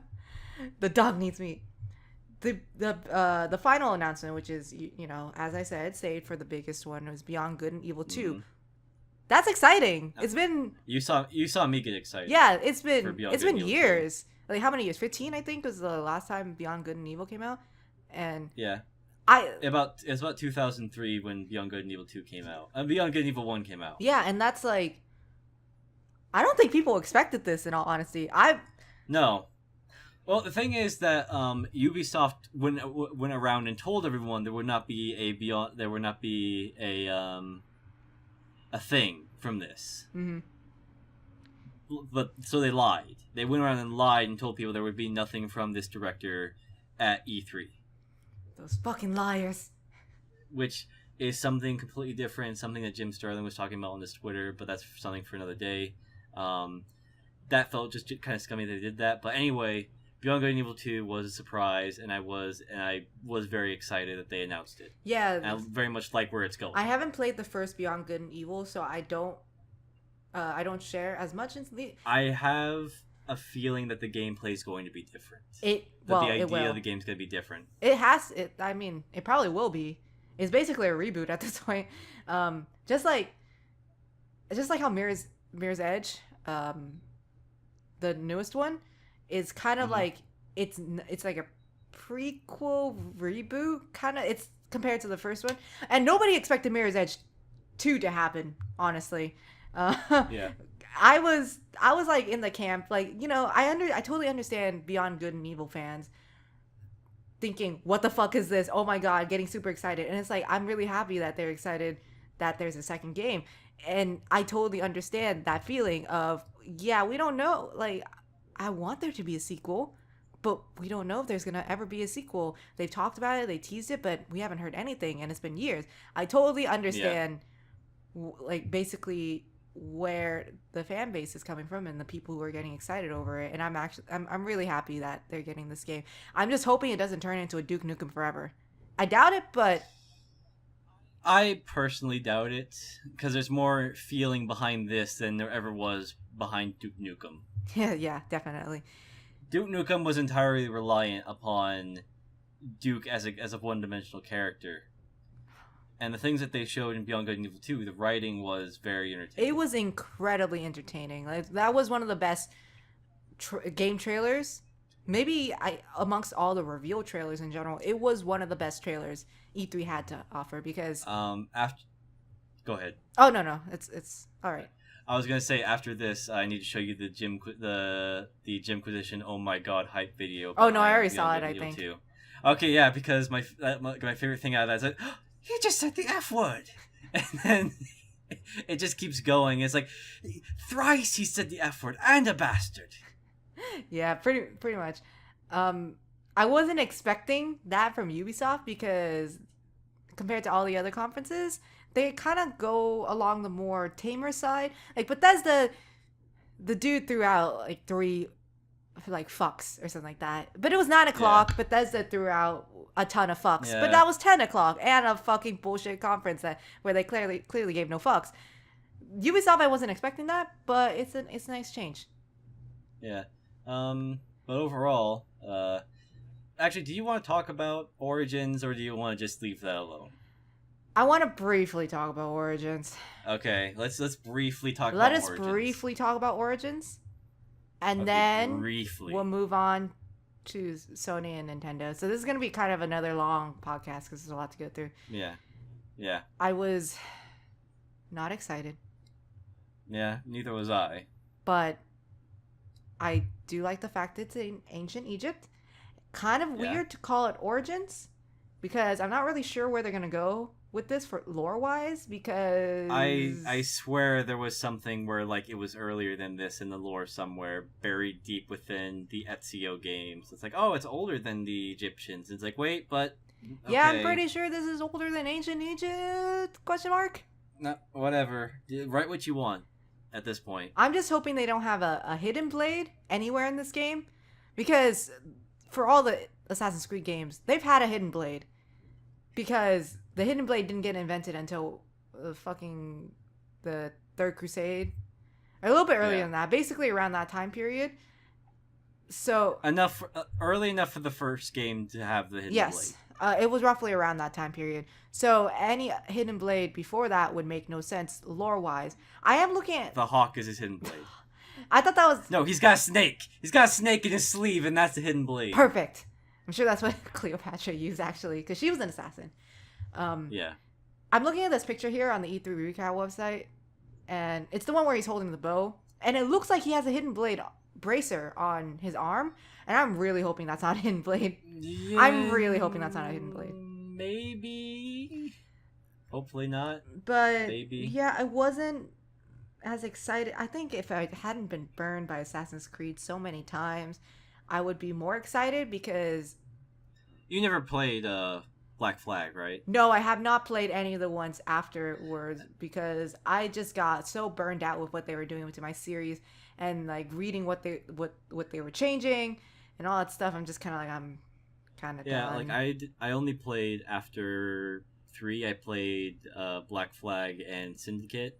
I mean, And maybe we could play one of those on your channel at some point. But well, Black Flag was fine, and Syndicate was boring, and I never played Unity, and I never played Rogue.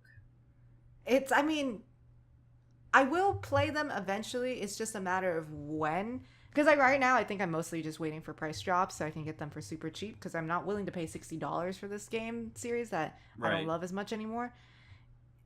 I did. I think I don't remember if I mentioned it on a vlog, but if I ever hit like, 1K subscribers or I haven't like 500 followers on Twitch. I guess I haven't actually set a number on Twitch. Yay! I would play like an Assassin's Creed game. Like I think I said 1,000 subscribers on YouTube is I'm 1,000 streaming. subscribers, you'll play I'm streaming the first Skull and Bones Point 0.5. 5. No, I won't play Black Flag, but I mean I'll play the first Assassin's Creed. Yeah. It's just the Assassin's Creed as a series holds a special place in my heart as a fan. So I would much rather play the first few games than the last few games. Yeah, no, I can feel that. So I mean, I wish I could be more excited for it because it's in ancient Egypt instead of like another fucking game in Europe. I'd rather it be in China, but that's never fucking happening. I'm just shocked that we're not playing a white dude in a Assassin's Creed mainline game. Like, not like disappointed, like I'm happy. It's just that we've been playing white dudes since the second one. And it's like it's hard to make it a globe spanning thing where it goes one Syrian, a long ass game with an Italian, and then British, Welsh, French, and pretty much so on like that, and then British again. Yeah, it's good that they're stepping into ancient Egypt, and I'm still waiting for Japan, by the way. I think it's Japan or China is never happening at this point. They have to. It's never happening. If they want to make money, they will. Oh God, no! Just let the series die in peace. God, no, let it die. Let's ride this train. Let's ride this train all the way to the fiery No, crash. don't fucking do this, man. Don't do this to me. Ozzy Osbourne's a conductor. Oh, We're going all the way on the crazy train. It's fine. Well, Eagle Vision's an actual eagle this time. I guess that's a new thing. That's sort of cool, right? That's sort of cool. But I don't know. Everything else, it just wasn't that interesting. And the way the gameplay that they showed just didn't feel like there was a lot of heart in it. It just felt so kind of like manufactured. And here's the thing. I went and I level up. Are we gonna talk about that? Level up. Oh yeah. The level that font was really weird. That UI was kind of ugly. A big garish gold font. Yeah, that was really ugly. I was just kind of thinking, really, this does not mesh well. So maybe they'll change that. How long have you been making games? And you're using that font? Hey, they changed. How much money do you dump in this? They changed their fucking logo into something that looks even worse. Design like team. A top-down view of a poop. So yes, the little swirl and everything. Maybe they know. Maybe they know. It's just that I went. So I watched that, went back onto YouTube to go check out other things like later on the day, and there was gameplay footage 8 years ago of Assassin's Creed 2.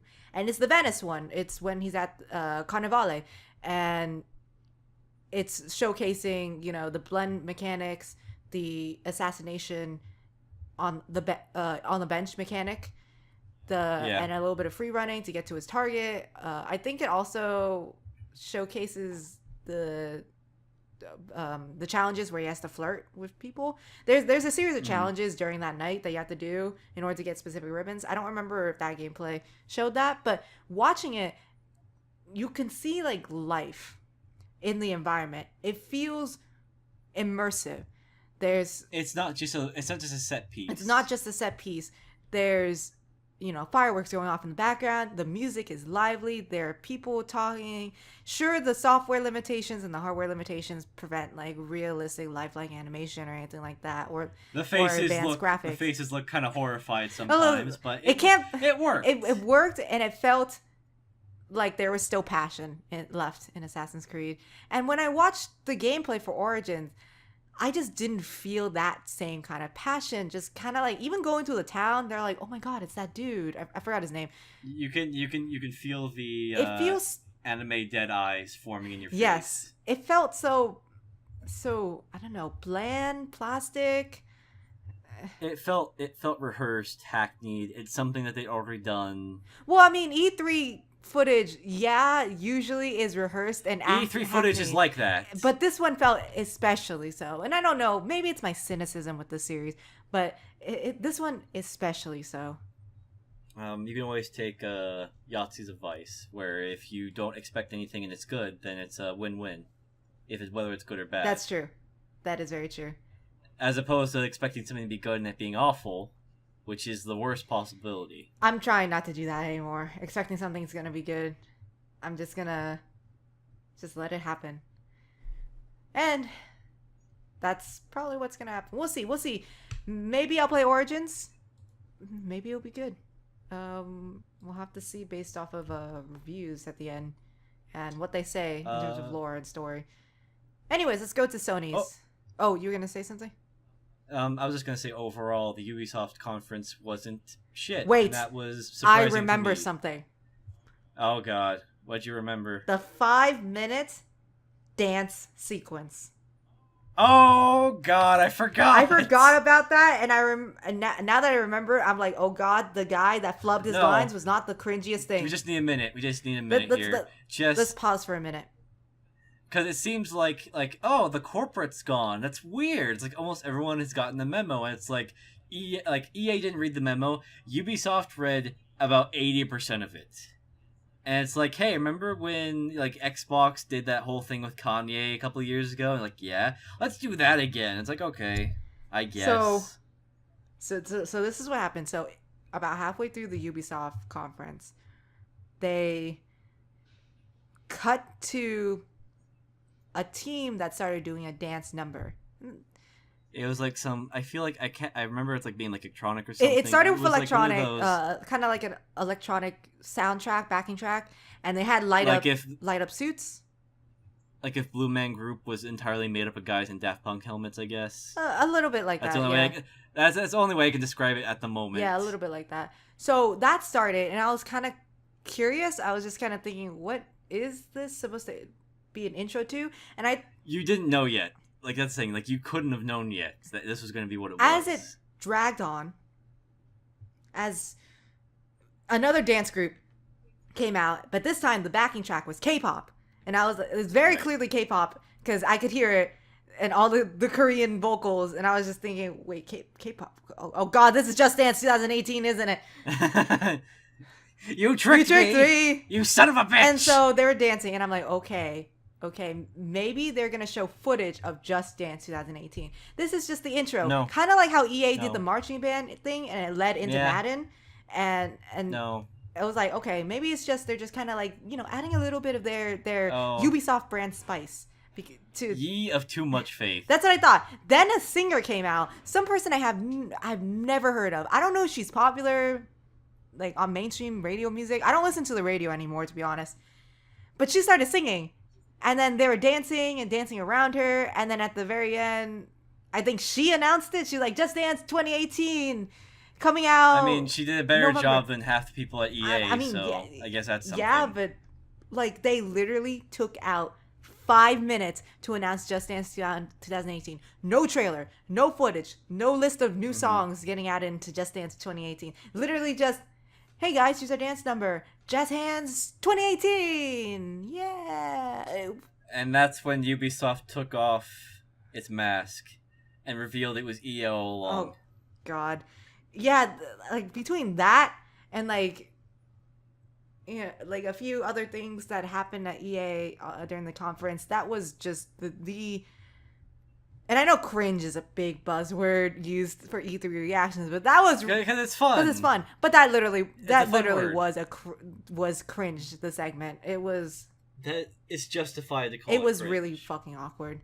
It was really really fucking awkward. But Yeah. I just remember that right now, and I wish I didn't. I wish I didn't.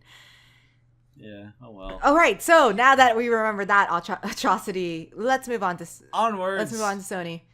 A lot of VR, so they're really driving their PSVR kind of hardware. I There were a lot of VR games that they showed kind of right in the middle, just trailer after trailer of VR games.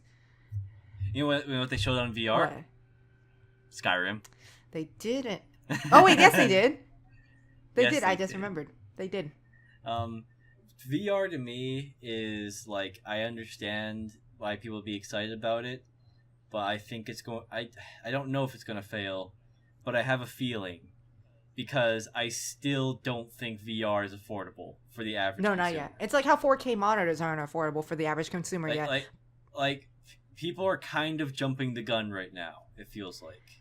I mean, Microsoft Xbox One X is 4K compatible, but 4K Mhm. monitors are like $1,000. Yeah, They're not affordable. They will be eventually. All this technology will become affordable as time yeah. passes. Just like how um, those 60-inch monitor, not monitors, 60-inch screens used to be Remember really expensive, but now they're affordable. remember the time period where a plasma screen was like some insane rich person thing Ugh. as you clicked around on your Yeah, CRTV that time. Oh man. with basic cable. Netflix was still sending things in envelopes. Oh, those were the times, huh? Back Yeah, when people those knew, those were the dark back when times. people kind of still knew what a floppy disk was instead of the save icon.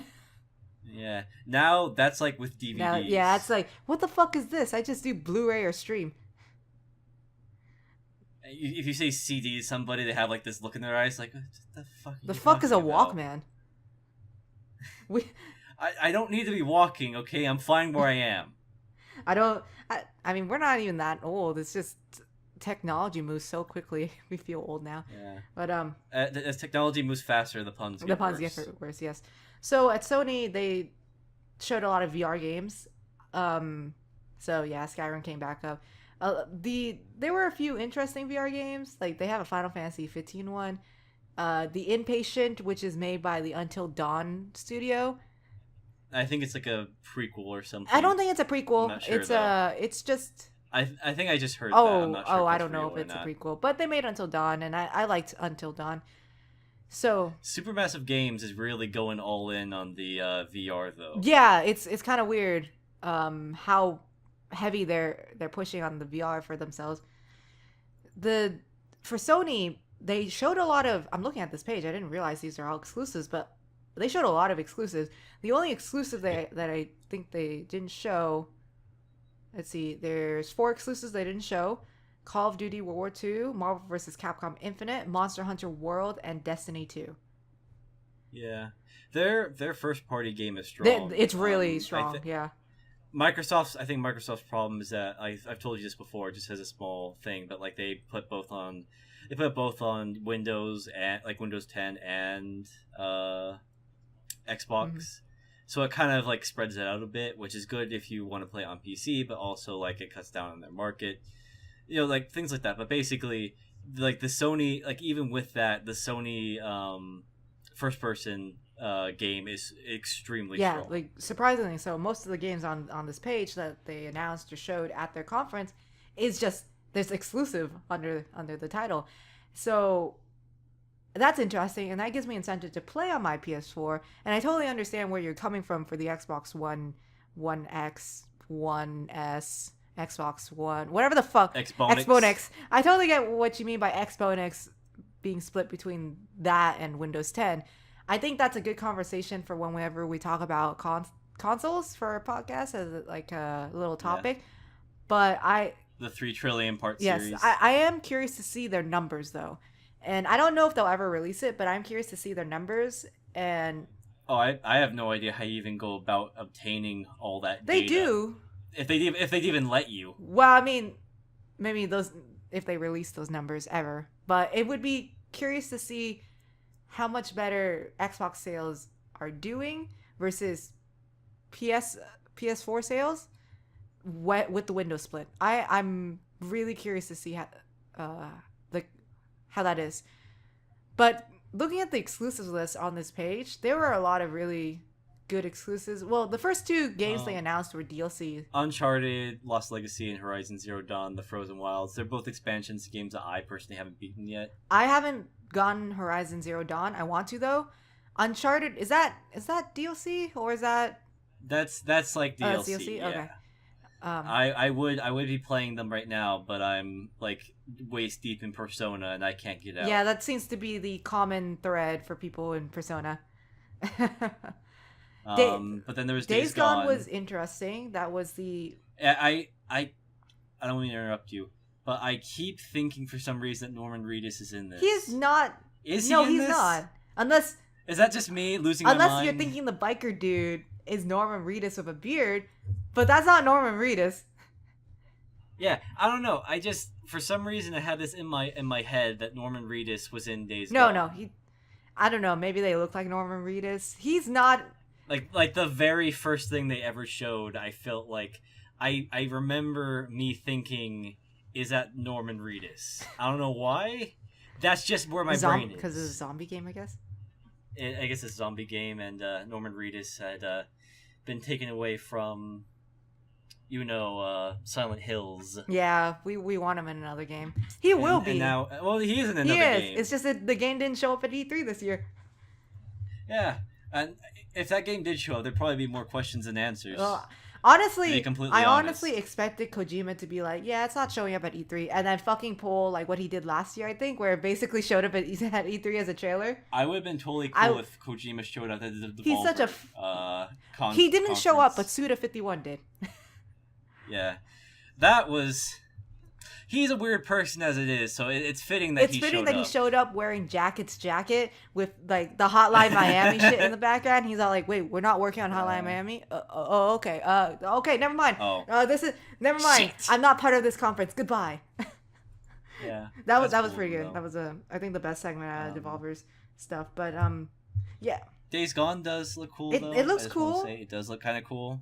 I need to see more though before I I'm agree. sold. I also want to see more. Because if that's the case, I can just wait for Last of Us Part 2. If it's I'm not good. disappointed they didn't show anything this year, at this E3 for that. I really expected something at the I end. also expected something at the end because it's been 8 months since they teased it with that Like- tiny trailer. Like Spider-Man is it's like a strong finish. It was a very Spider-Man's a strong finish. it was a very strong finish because the game looks really fun. Like But like I expected Last of Us to be last. I also expected Last of Us to be last. But Spider-Man was it. Just Spider-Man going was through the good. demo list. I liked what I saw. So Yeah. I'm really excited because this looks like it might be a Spider-Man game more along the lines of Spider-Man 2, which is probably like my favorite Spider-Man game. mhm. So I'm hoping it's along those lines where you actually control the web swinging and like the combos are fun and satisfying. Like that sort of thing is what I'm looking forward Hopefully, yeah. It looked really good though. Very Arkham-esque to me in the beginning, but to. Like I think it's less Arkham than the Amazing Spider-Man games were, honestly. possibly. I haven't really played a Spider-Man game, but if this is good and promising and gets good reviews and you can vouch for it, I'll probably pick it up whenever Yeah, I'll definitely be picking up when it comes Yeah. out because I want to see where it goes. The So a few other things. So God of War 4, I have always been interested in playing God of War as a game. God of War 4 looks very pretty. First off, it looks Yes, very yes, pretty. that this is true. Kratos has a beard, which is interesting, and apparently that is his Yeah, son. Like, I know we yeah. joked about the mini game and everything when we were watching the stream, but that is apparently his actual son, flesh and blood. Um, So, I guess that mini I game. mean, I think I'm down to play it. I played the first one. I wasn't really into it enough to play the second, third ones, but like it looks like he has like a character, which I is I think the interesting. direction they're taking this is an interesting direction. That's I saw, like I saw some people complaining about his character, like complaining like, oh, he's a character. He's supposed to be hack and slash, but I kind of prefer him like a Logan type, he looks a lot like Logan in this with the beard and everything. and he sounds a lot He like does. Logan, and I'm totally cool with that because I really like that take on Wolverine. So if this is like the Logan version, the Old Man Logan version of Kratos, I'm pretty cool with that. You see people that argue he shouldn't have a character as a hack and slash. Yeah, but there's not You lose nothing you though if we give him a character. exactly. You really don't, especially if they write it in an interesting way, going to this through this Logan approach.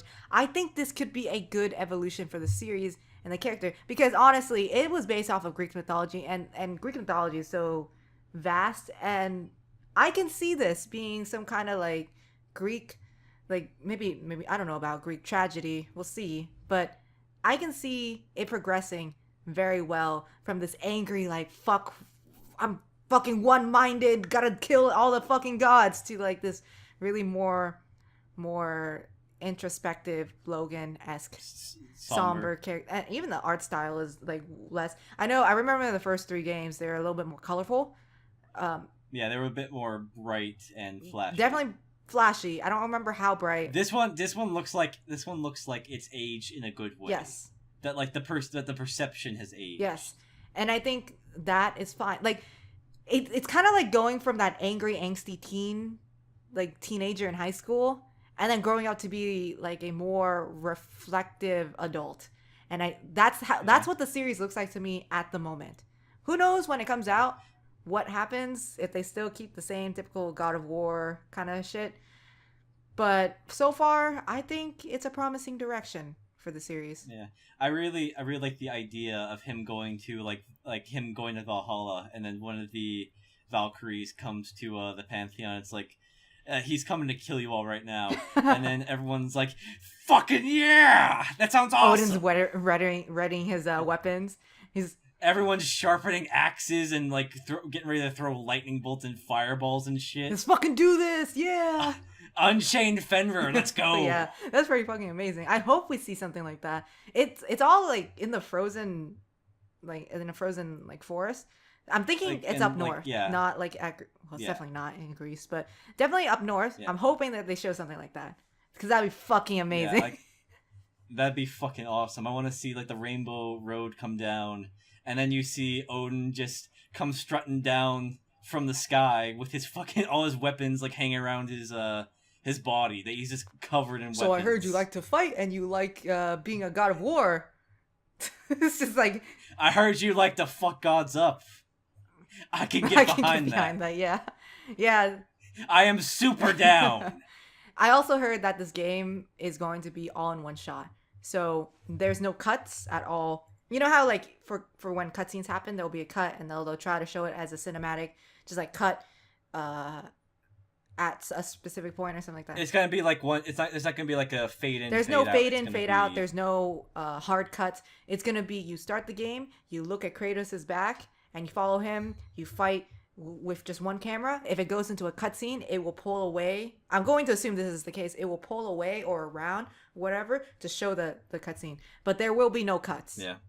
Which Yeah, that sounds which cool. I think is very cool. It's a interesting way to tell a story, and I think it could be a great way to tell a story depending on how they do it for the entire game. Because I wanna see the whole game be one shot. Yeah. Other things at Sony, Monster Hunter World That looked interesting. looked cool. Not really a whole lot to say because of what was shown. Like it looked It like looked like Monster Monster Hunter. That's what I Hunter. can It really looked say. fun. The exciting Shadow of the I wasn't expecting that. Shadow of Colossus was that's kind of exciting that they're gonna give it like a new face basically. Like that looks good. I'm willing to play that, like go It through it is again because it's been a it is while a since I played it. remake, right? Okay, Yes, because it seems like a it's not like a remake or sequel. remaster. Not No, it's not not a that it sequel. deserves a sequel. I'm not saying that is bad. I'm saying it's one of those games that stands alone and should stand alone. Yes, it's like all those games, Shadow of the Well, Colossus, two. There's and only like two games from them. no, there's the other What's the one. other one? With the giant bird dog thing. I can't remember what Oh, it's The called Last right Guardian. now. Yeah, those are all within the same like continuity technically. Are they? They're all Oh, one okay. story. Well, yeah, Yes, they're all they one are story. all one story. And It's one very disjointed story. but that's the thing though, because they did did they remaster? They They remastered Ico some they time ago, I remastered think. Ico Wish Out of the Colossus and put it out on the PS3. I didn't have a PS3, so I Yes. couldn't pick it up. I will definitely pick up this when it comes out, hopefully at a reasonable price, and I have the money. I mean, fingers Fingers crossed. reasonable price, and I have the money because I've always wanted to play Shadow of the Colossus, but I could never Yeah. find a copy of it on the PS2. Like I was lucky to get a copy of Okami. Like, fuck, that was hard, but I was lucky enough to get that. Yeah. But never Shadow of the Colossus, and it's always been one of those games I've always wanted to play. It's in everybody's top list of games in the last decade or something like that. And I'm really into these type of games too. That's kind of like artsy, more narrative driven, but maybe very little dialogue, that kind of stuff. There's actually almost no dialogue. Almost no dialogue. Like the character says nothing, and like there's some narration, and there's like some minor like voice talking to you from the darkness, and like there's like some lines at the very very end. But there's almost no dialogue whatsoever. Yeah, in the game. and I'm into shit like that. So Yeah. looking forward to that. I think the final thing. So Marvel's Capcom was announced, and Street Fighter came out. Like they already announced Street Fighter, so you immediately lost. I mean, not Street Fighter. Dragon Ball. yeah, no, Dragon Ball looks a lot better than Marvel vs. Capcom Infinite. Sorry. Call of Duty looks like. It Call looks. of I don't really Duty. have much to say about Call of Duty, other than it looks. Yeah, Undertale is gonna be out on PS4. If you haven't played it yet, Is that really coming out on PS4? go play it. Yes, it's coming out on PS4. Oh, okay. So if you haven't played it yet, you should play it. Yes, you should play it. We won't. No spoilers. Let's not talk about that. Let's have that be experienced by people. Spider-Man. Destiny we already said 2. looks cool. I don't know. I Maybe. mean, I We'll played see. the first Destiny, but I never really got too into it. I don't know what it was missing, or maybe what I was missing as a person, or what I was expecting Maybe. from the game. Did Destiny make me a better person? No. Oh God, that sounds like a BuzzFeed article title. Yeah, that's Did probably. Destiny make you a better person? Oh, speaking of people with the depth of BuzzFeed, David Cage showed up to this year. Not which is physically, cool. mind you. Not physically. He showed up through his game. I mean- Wait, did he really show up physically? I don't know. I hope he didn't. Well, okay. So his new game is. As long as he wasn't there presenting his own didn't. game, He I'm didn't. fine. As long as he's far away from video games as possible, that's fine. I don't think you can be that far away if you're actually showing a trailer for your game at E3. Yeah. Well, Yeah, I know that you don't like. As far as possible is all You don't I like ask. David Cage. I don't really No. have much of an opinion on him because I haven't played any of his games to figure it out yet. But I know Dell and I are on the same wavelength on But I know David that Cage. he's not the greatest when it comes to writing. If you ask him, though, you won't get that answer. If I ask you, I won't get that answer. His answer would be that I help people experience the emotions. The emotions. Spelt EMOSHUNS. Did Detroit Become Human? So they showed a trailer of this game, I think, last year, where you're going through a scenario to get a girl to get released from a kidnapper, and Hostage holder. if you said something. some stupid shit, she would get thrown off the building or she get shot or whatever. And it was basically going through all those scenarios, which is nice. The kind of scenario that it got presented in the trailer itself last year was interesting. I was hesitant when I saw Quantic Dream's little, studio logo, but Hmm. you know, I haven't really played like Heavy Rain or Fahrenheit. I own Fahrenheit, but I haven't played Heavy Rain or what was it? Beyond Two Beyond Souls, colon two Yeah, Beyond. souls. You say if you can't, you have to say the whole name, or else no one will know what the Oh hell they're yeah, talking Beyond about. Two Souls with Ellen Page. If you just say Beyond, no one knows, and if you say just say Two Souls, people think you're probably talking about Dark True. Souls. So what they showed looked interesting, but I didn't really make much of a judgment. It just looked interesting, and I was hesitant because I saw Quantic Dreams thing, and I had heard not so great things. I mean, I've heard great things and not so great things about their other games and other David Cage games. But then this trailer that they showed this year with this whole revolution and like, oh yeah, we gotta make sure the androids are We booted. gotta We rise up gotta against reboot the them. humans, man. I don't know. It just looked kind of boring. It was kind of like they're not really doing anything interesting. Like the last one with like a negotiator that was a robot and he has to go through his programming to fucking choose the right things to say or and try to simulate the emotions. That shit was interesting. I don't know this one where it's like humans going, we gotta rise up, revolution, We gotta break in the store, man. They're being imprisoned. digital graffiti, the entire building. Free Wally, It man. was, I don't know. It wasn't as interesting as I was expecting it to be with this trailer, but we'll see.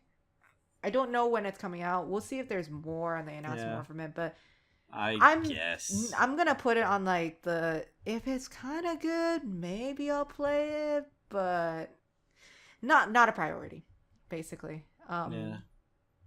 That's pretty much everything Yeah, for Sony. but I would though. say Sony's first party game or exclusive game. I shouldn't say first party. Sony's exclusivity game is really strong.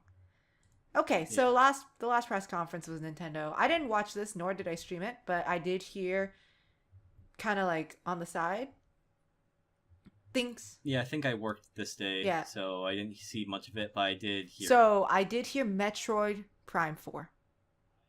I heard that it's a gift. Apparently it's a gift because everybody wanted it so much and it was like Nintendo's half. You zoom out, there's a 4 that's containing like the cosmos, then on the left it shows Metroid Prime, and then that was... Yeah, it was just a teaser, but like everybody wanted it. Somebody from my Twitch stream and my Discord, he said it's basically Nintendo's Half-Life 3. Nobody was expecting this shit, and then they announced it. So Well, it's going to be really important. I how would this say turns be out, like then. between that announcement, maybe the Ubisoft announcement of Beyond Good and Evil 2, and then maybe Age of Empires Definitive Edition. Like between those three, it's kind of hard to choose what basically won E3 when it comes to surprise announcements nobody was fucking expecting. I would say maybe Metroid Prime 4, but a lot of people wanted Beyond Good and Evil, so But I mean, I feel like they could have shown something with Metroid true. Prime Maybe like a 4. little like teaser, like I don't know, Samus powering up or something like that. I don't know. I've never played Metroid. Yeah. Actually, I've never played any of the Metroid games, so I don't know too much about it. Yeah, they're fun. Yeah, I probably should. The Metroid Prime games are I in probably fact should. fun. So they showed more of the Mario and Rabbids Kingdom Battle. I think they showed Super Still Mario like Odyssey. I wasn't extremely excited for that until I heard Donkey talking about it, and he was so excited that I had to give it another look. Apparently, you can possess a dino, and I think that's pretty awesome. Yeah, see, I didn't know that part until I watched You can Donkey possess talk a about T-Rex it. But now with your hat. that's all I all we need. That's all I fucking need need. now. I'll play the whole game just for that. Yes. They announced DLC for Breath of the Wild. Talked a little bit about Fire Emblem Warriors, but I'm not really too into Fire Emblem Warriors or Fire Emblem in general. Well, you would have to be into Dynasty Warriors for Fire Emblem Warriors to work on you. Is That's that the problem. really? Is it like Hyrule Warriors? Oh, Yes, it is. Okay. Every Dynasty Warriors game is just a new coat of paint, and Hyrule Warriors is like we changed what it looked like, but the composition was basically the same. Yeah, it's the same. There are some new things, I mean, some old, and some. It's a different Muso things. game. I mean, I expected that when I bought Berserk and the Band of the Hawk, too. It's a Yeah, Muso game. but it's basically blank warriors. That's all you need Okay, to so know, it's really. a Warriors game. I thought it was a completely new Fire Emblem game. I didn't realize it was a Warriors game. No, Okay. So they no. also announced Yoshi. I know nothing about that actually. Yeah, and then there was the And the Kirby Kirby game.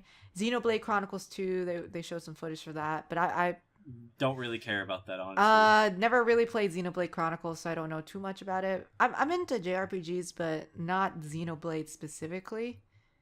Um, Mm-hmm. There's Pokken that tournaments. that looks interesting. I don't know if I'm into that or I not. don't Just know. not sure yet.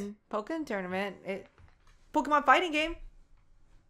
I Yeah, think I like guess. one of the biggest things was that there was an unnamed Pokemon role playing game RPG from Yeah. I don't think it's like a main Pokemon game.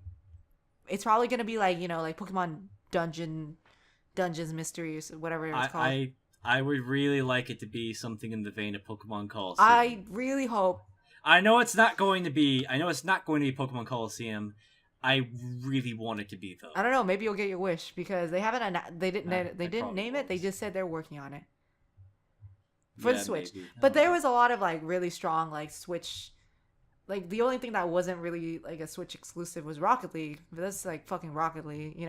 I was half expecting Player Unknown Battleground or whatever that game is called. I was half expecting that to show up because it was like in every other press conference. Like it was at EA or Microsoft, whatever, just to say, "Oh, we're on Xbox One or we're on PC."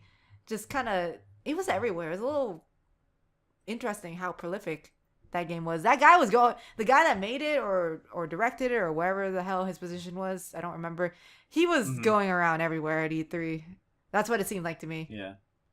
But yeah, so there's a lot of good Switch games. I don't know if they talked about anything like the other Switch games, like Arms.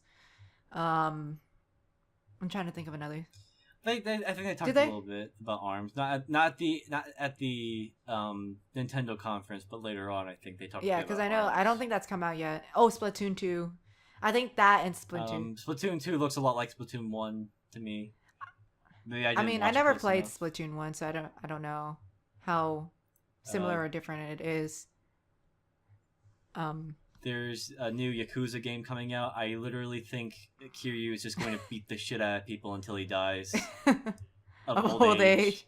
That's He's all. got That's great. the only way I see the series ending, and even then they'll probably pass it on to another character. I don't know A yet. chicken.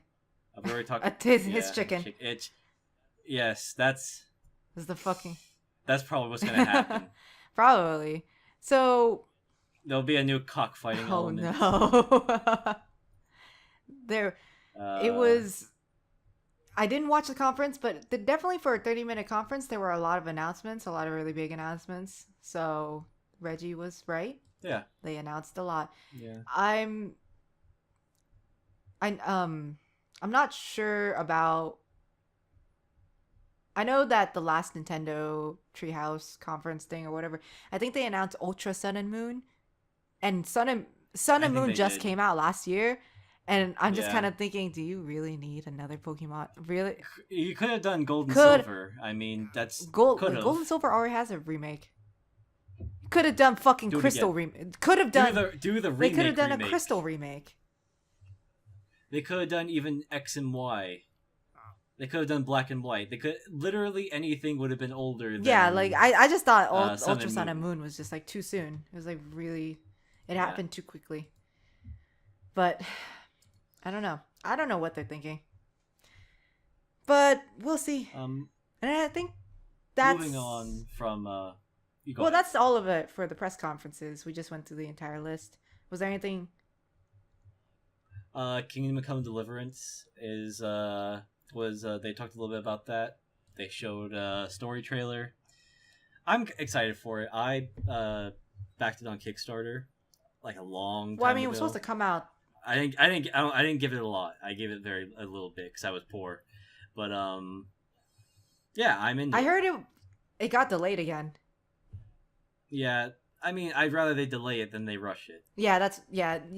But then they could still mess it up. Though, They if could Duke delay Nukem so I it, guess it just basically. depends. there's a sweet spot, and they just need to make sure they hit it. Basically, they I'm definitely down to see where it goes. yeah, I'm curious to see where it goes too, because I had heard about this and it looks interesting. Call of Cthulhu. That looks That interesting. looks cool. When that comes out, Dell and I will probably play that because we've been talking about that. The trailer was quite nice, like that. Yes. Kingdom Hearts 3, they announced. Well, they didn't announce. They just showed They showed showed more some stuff. footage, and there was some like story tidbit with Roxas in there, and I'm like, oh shit, Roxas! Oh shit, you gotta unlock the darkness, Sora. But This could be good or this could be bad. I guess we gotta see. Right They're now gonna where it announce goes. next month, new world and new trailer, I think. And it's not like they didn't show anything in that trailer. They showed a lot of really they flashy, fucking hype combat. They announced Alderaan. Oh, Next I think month. they're gonna announce like the big Hero 6 world. To be honest. Announced Death Star. This is going through the list. Things that catch my eye. Announced Marvel, spelled Mahvel. Oh god. Sonic Forces. We have a new Sonic game. Not that anybody cares about that. You're allowed to make your own. Sonic Oh no, OC. Ni no Kuni. They announced So- Ni no Kuni 2. Yeah. There's a new Tropico game Tropico coming out. 6. I'm kind of wanting to see that. 5 disappointed me, but I liked 3 and 4. So if it stays within the realm of 3 and 4, I'm good with that. Let's see. Going down the list just to see. Hidden Agenda looks sort of cool. That's also Supermassive Games. Where you're a cop and you're dealing with a serial killer who kills cops by laying traps on bodies. Let's see what else. Nothing else that really. Lego continues to make a game for literally everything. I don't know. I mean, Continuing with Marvel superheroes. I don't quite too. mind that. I don't mind it. It's Yeah, just, they do. I just noticed that there's always something. They definitely do. Middle Earth, Shadow of War. I don't know if we talked about that. I don't think so. Yeah. I'm not sure if E3 talked about that. Yeah, it's not like it was like the one game Not like the combined 3 hours. It's not like that one game that kept saying, "Oh, here's new exclusive footage that we've never shown before." A Plague Tale: Innocence. It looks okay. Looks like a stealth game involving plague rats or something. I don't know. Yeah, but either way, there's a lot to look forward to. I think this year was really strong for indie titles, but it was refreshing to not have as much corporate bullshit. Corporate bullshit. Not a lot, and that was nice. So I definitely enjoy it for that aspect, and it was just more focused on the games. Now, for the quality of the games coming out, half of it's mediocre and the other half is like, it genuinely looks good. I am disappointed by the lack of new IPs. I wish there were more, because they definitely, this year, they played it safe and there were a lot of sequels. They were showing a lot of, like, yeah, granted, they were sequels to great games, but it was a lot of just, the same. Not like a new IP to get excited over or hype about or anything like that, or like get into. And that's just kind of a symptom of the game industry at large, which we can discuss later. But yeah, a lot of what they showed was trailers. Like almost everybody had trailers. There was very little like free gameplay. A lot of it was like either a directed gameplay video or it was a trailer or a sneak peek or reveal. There was very little though in terms of like gameplay. If I have to commend EA for something, it's the fact they actually had gameplay. A full gameplay of Battlefront and some gametplay from Battlefield. So they did that right. So conferences. Let's rate them. Let's start. Top to bottom or bottom to top? Do we want to get steadily more disappointed as we go, or? I think I want to end on a high note. Bottom to top. All right. For me, EA and Bethesda are tied at the bottom. They are in the same dirty fight pit, trying to see who gets to have the morsel of like moldy cheese at the end. No, It has to be good cheese, good moldy Um, cheese. yeah, yeah. Um, Nintendo, Microsoft, and Ubisoft are all sort of on the same level for me. They're all Mm-hmm. good. They're not eye opening. They're not amazing. Ubisoft gets up there because of Beyond Good and Evil and the other thing, Skull and Bones. Those two things bring it up there for me. But then like there was that the dance number and Mm-hmm. all that. So like they're all good. They're all good. Nintendo Conference is good, but I don't have the Switch yet, so it's hard for me to get Yeah, excited at the yeah. moment. But I'm sure once I have the Switch, I'll be more looking forward to things on the Switch. So that could change my perception of it going back. Um, but Microsoft was fine. Microsoft gets points mainly for doing, yeah, just really pushing the indie devs. Like I really respect that. And they had a lot of devs that were only Xbox One or only Xbox One and PC, but like they were still like not like the highest funded, and I respect that they Mm-hmm. did that. But their exclusive game though, their first party game feels really weak. It definitely, it definitely does. Yeah. It had very little presence while I was I thought they watching. were gonna announce a new Halo. To be honest. Despite the number of times they said exclusive to Xbox One and Windows 10, like I didn't that didn't really translate to anything to me Mm-hmm. mentally. Um, and then I would put PC Gaming Show next. I think a lot of good things in the PC Gaming Show. Not everything was impressive, but it was good. Um, and I put Sony at the top, I guess, but I'm not sure. Like, it's not that much higher than PC Gaming Show or Nintendo, Ubisoft, and Mm-hmm. Microsoft as a group. Like, they're all in the pack. They're all in the pack, and Bethesda and EA are fighting for. I was doing Cardinals there for a second, but they're all sort of like the two of them are fighting for last place. Who can get to the To bottom me, first?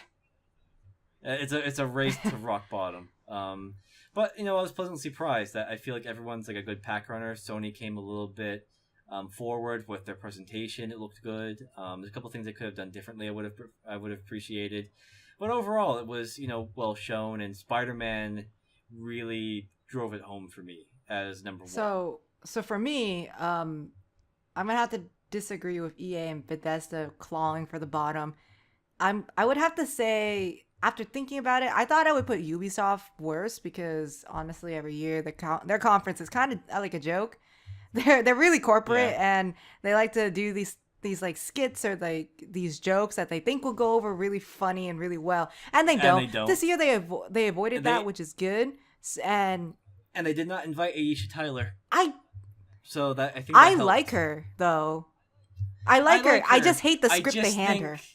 whatever. Yeah, the script they're handing her Cause is not she's helping. like fucking great, like off script. She's Yeah, she's funny. funny. She's funny, but she does She shouldn't have a She script. they should just let her talk, but they Yeah, won't. just They let her won't. They do won't let her whatever. off the leash if she's on hosting.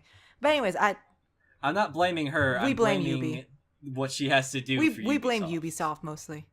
But I thought it would Yeah, be a lot worse, and I thought the Just Dance number. I thought about it. Should the Just Dance number put this at rock bottom? sink it. And no, it doesn't sink it. So for my list, rock bottom has to be EA because literally 78% of that, I'm going to pump it up 10%. 78% of that was just sports and Madden and FIFA. And the rest of it was like silly, like the 30-second teaser for Anthem. That was stupid. They didn't need that. You know, yeah. The You could have just waited, or you could have done it yourself. yeah. That would have been cool if you did it The yourself. one new thing they had was a way out. That was the best thing they had. And the second best thing was probably That, Battlefront 2. but that's not It's enough to not enough. save you Like if from you look at bottom. the little list of the games they presented at that conference, literally there's only 8 games. Yeah, One of them's DLC. One of them was a 30-second trailer, and then 3 were Madden game or not Madden games, EA Sports games.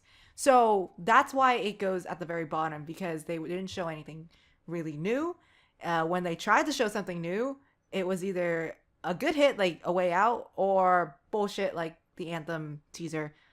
Um, and like they spent a lot of time focusing on Battlefront 2, which but it was very clear that that was the only game they really brought. That was their That is a basket where they put the vast yeah, that was majority their of their heavy hitter, eggs. and so that's why I rate it as rock bottom. Okay, I can respect that. In that regard, it's not like Ubisoft is that much higher. Ubisoft goes next because that cringe, that cringe Just Dance segment, and a few other things, but mostly it just felt kind of like mediocre all around, except for maybe Skull and Bones and another game. It wasn't. It wasn't anything mind blowing. I guess you can say it was kind of like yeah, Rabbids and Mario, kind of interesting, but then you have Steep Road to the Olympics and Starlink Battle for Atlas. Okay. Yeah, And the Crew 2, not like the Crew 1 didn't just come out last year. I know we're wrapping up. I really want to say like that thing that you were just saying, the game that's like a spaceship, but it's like Skylanders for Starlink? adults. Yeah, I'll look at that. I'll definitely look It at it. was But you can continue. um shoot, there was something about the Skylanders for adults. I know that there was something related to that studio, but I can't remember what it was that I wanted to describe with it, but I just didn't think it looked that interesting in all honesty. And then we had a sequel. We had another sequel of Assassin's Creed. Steep Road, the Olymp. I don't really care for skiing. It gets sassier It gets every sassier time. every time, yeah. Like, even with the Beyond Good and Evil 2 announcement, I don't know if that was enough to save the conference for me, for Ubisoft. Even though that announcement was great. Literally one of the best announcements at E3. The rest of this conference was kind of eh. And that Just Dance segment was totally unnecessary for a 5-minute plug of just announce it off the press conference. We already expect Just Dance to come out every year. You don't need to add it into your conference. Just announce it like everybody else. Fucking off a press conference, off the record or whatever, on the floor. Just go like, yeah, here's Just Dance 2018. Here's list of bullshit. It would have been better if they actually listed off, the new songs, new dance moves, whatever, new features of Just Dance, if they could even think of new features. But they didn't. So that's why I rate Ubisoft next. Um, I can respect. I can After that, understand that. I'm gonna have to say Bethesda and maybe Microsoft. I don't know. I don't know if one is better than the other because Bethesda had some nice announcements with The Evil Within 2 and Wolfenstein, but then the 26th iteration of Skyrim on this console or platform was kind of like I unnecessary. It was unnecessary. I know we didn't say anything about it, but Evil Within 1 was kind of disappointing for me, so I don't see that as a plus for Bethesda. Yeah, I totally understand. The thing is, these, best of E3, what won E3, what the best press conferences, it's all based off of what you've played and what you felt of the game that got you hyped. Which is why I think it's kind of a problem that this year the E3 was so heavily leaning on just new games of the same IPs. I think if we had more IPs, we could get more hyped about that. Like, instead of just like a Yeah. few smatterings of this new IP like Skull and Bones or whatever. If we had more, I think it would have been better and we could have rated it better because we would know nothing about the series and we could get hyped just based off of what they showed there. But they didn't do Yeah. that and that's disappointing. And that's just Yeah. the problem of larger games industry as a whole and movies industries and whatnot. And that's another topic. But Yeah. No, yeah, you're right. so but like for me, but I can't tell if Microsoft is better than Bethesda. Maybe at this point Microsoft is for their conference because really Bethesda only had two big announcements and one half a I could forgive Bethesda without the thing. I could forgive them without the creation thing. so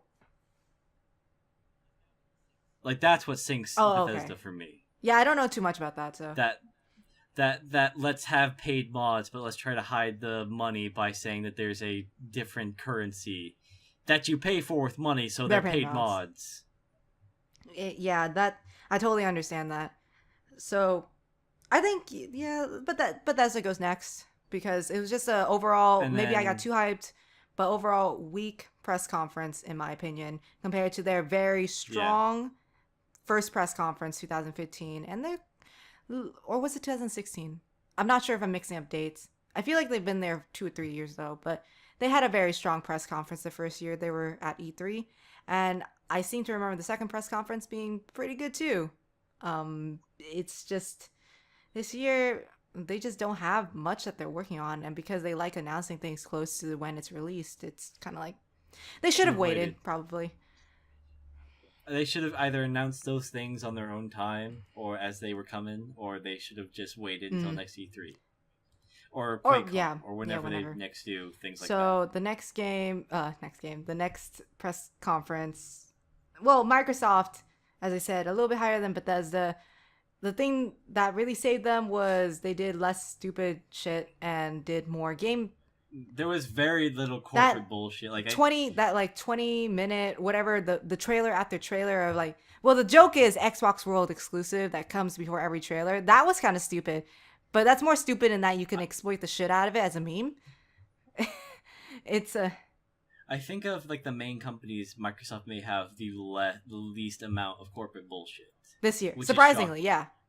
This year, like not counting Nintendo, Microsoft had the least amount of bullshit, and now of course not counting Devolver Digital, Not definitely. but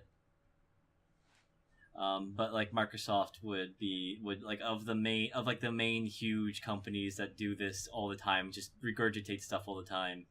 Probably least amount of corporate bullshit with Microsoft, from what I recall. Yeah, yeah. It was a little surprising, especially given that that's usually what they do.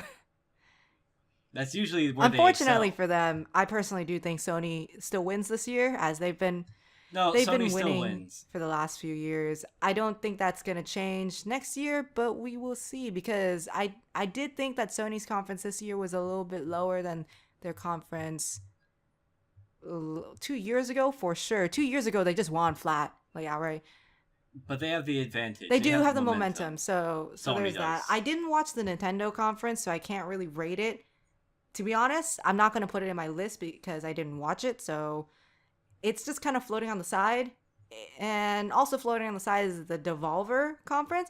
But if we were to take it, instead of just say legit press conferences, if we were to just to include all the press conferences, then Devolver goes at the very fucking top, because that was Well, I told you before that like the way I'd rate it is that on a scale of 1 to 10, Devolver is Devolver purple. is purple. You're right. I can't put it on the same scale. It's something by itself. It's a critique of E3 as a whole, and also a small E3 presentation for their fans. But like the main mode, like the main MO for this seems to be E3. You guys fucking suck, and you need to change because We this is how paid we see they you. paid money to have a slot, and they just did whatever I paid money to they shit did on you, whatever and you yeah, they took the took money. you took the money, and we're shitting on you right now. It You knew our reputation. You knew you could have had an inkling of what I was going to do, but you took the money anyway. So this is yeah, this is on so you. for me, this year it's Sony. Overall press conferences. Overall legit press conferences. Yeah. Let me just do that little addendum there. It's Sony. Sony Of all conferences, though, it's like Devolver, but it's of all weird. the if all yeah, of all the It's conferences, it's complicated. Devolver, it's weird. It's that like friend that we're not sure what they're gonna do next, but whatever they do, It's purple. it's great. It's purple. It's Yeah, purple. it's purple. So, On a scale of 1 to 10, it's completely purple. It's a deep, dark, royal purple. because they're the kings and queens. They are the kings. They won. They won by not playing. playing. Yeah, pretty That's much. pretty much what it is. So, They did what was required, like show a game. It's like okay, but they won by not playing the same future, game everyone else did. future. So Yeah. yeah. So that's our E3 little E3 wrap up from the last week of E3. I didn't really play much games this week, so I think we're gonna skip our little like game talking segment unless you would like to discuss a game you've been playing. There is something. Dell went to E3 Oh, he actually did? on Wednesday. Okay. So Did he yeah, get so through he all and I of are probably fucking gonna do Line our- Expo? Because I'm sure there were tons of lines. I think he told me that he couldn't make his way over to Nintendo and Sony. I think because like there Yeah, was makes too many sense. people, or like just overall like it was hard for him to get around. But he and I are probably gonna do next podcast. Probably not gonna like we bleh. Last week we lost our audio for Judge Dredd, so we had to do that again. So we didn't have a movie last week, and this week we won't have a movie because we couldn't record. Next week we're gonna be talking about E3 probably, and maybe we'll do Judge Dredd again, and try to release them in the same weekend. But overall, that's probably what I'm going to be talking about with him is going His to be experience that. at E3. Yeah, because that's going to be the unique thing about Okay. it. I think in terms of games, literally, I'm still playing Persona. I'm Still, still playing it. I know there's other Persona things, will and they're not looking let at you me. go. No, I need to wait until I'm satisfied with it. Not until I beat it, until I'm satisfied, which probably takes longer. Um, Other than that, Dell and I started playing Sherlock for the channel because we got bored of doing nothing but Hmm. movies. I thought your channel wasn't just movies. I mean, It's not just movies, but we've been doing just movies for a while because we were trying to get all our things together, and we finally got the Elgato and the headphones and all the things we needed for recording mm, on the Xbox. We actually got all those things together a couple weeks ago, so we started recording. And honestly, that's probably the most fun I've had on the channel so far, is being the worst version of Sherlock Holmes. Which is the only way I could describe it. Like the first 10 minutes, we have to play like fucking dress up, and it's like, how do we want to dress up our Sherlock today? beautiful. It Beautiful. was beautiful. It was a beautiful play. I enjoyed it though. I'm glad that he and I did it, and we'll continue Hmm. doing it.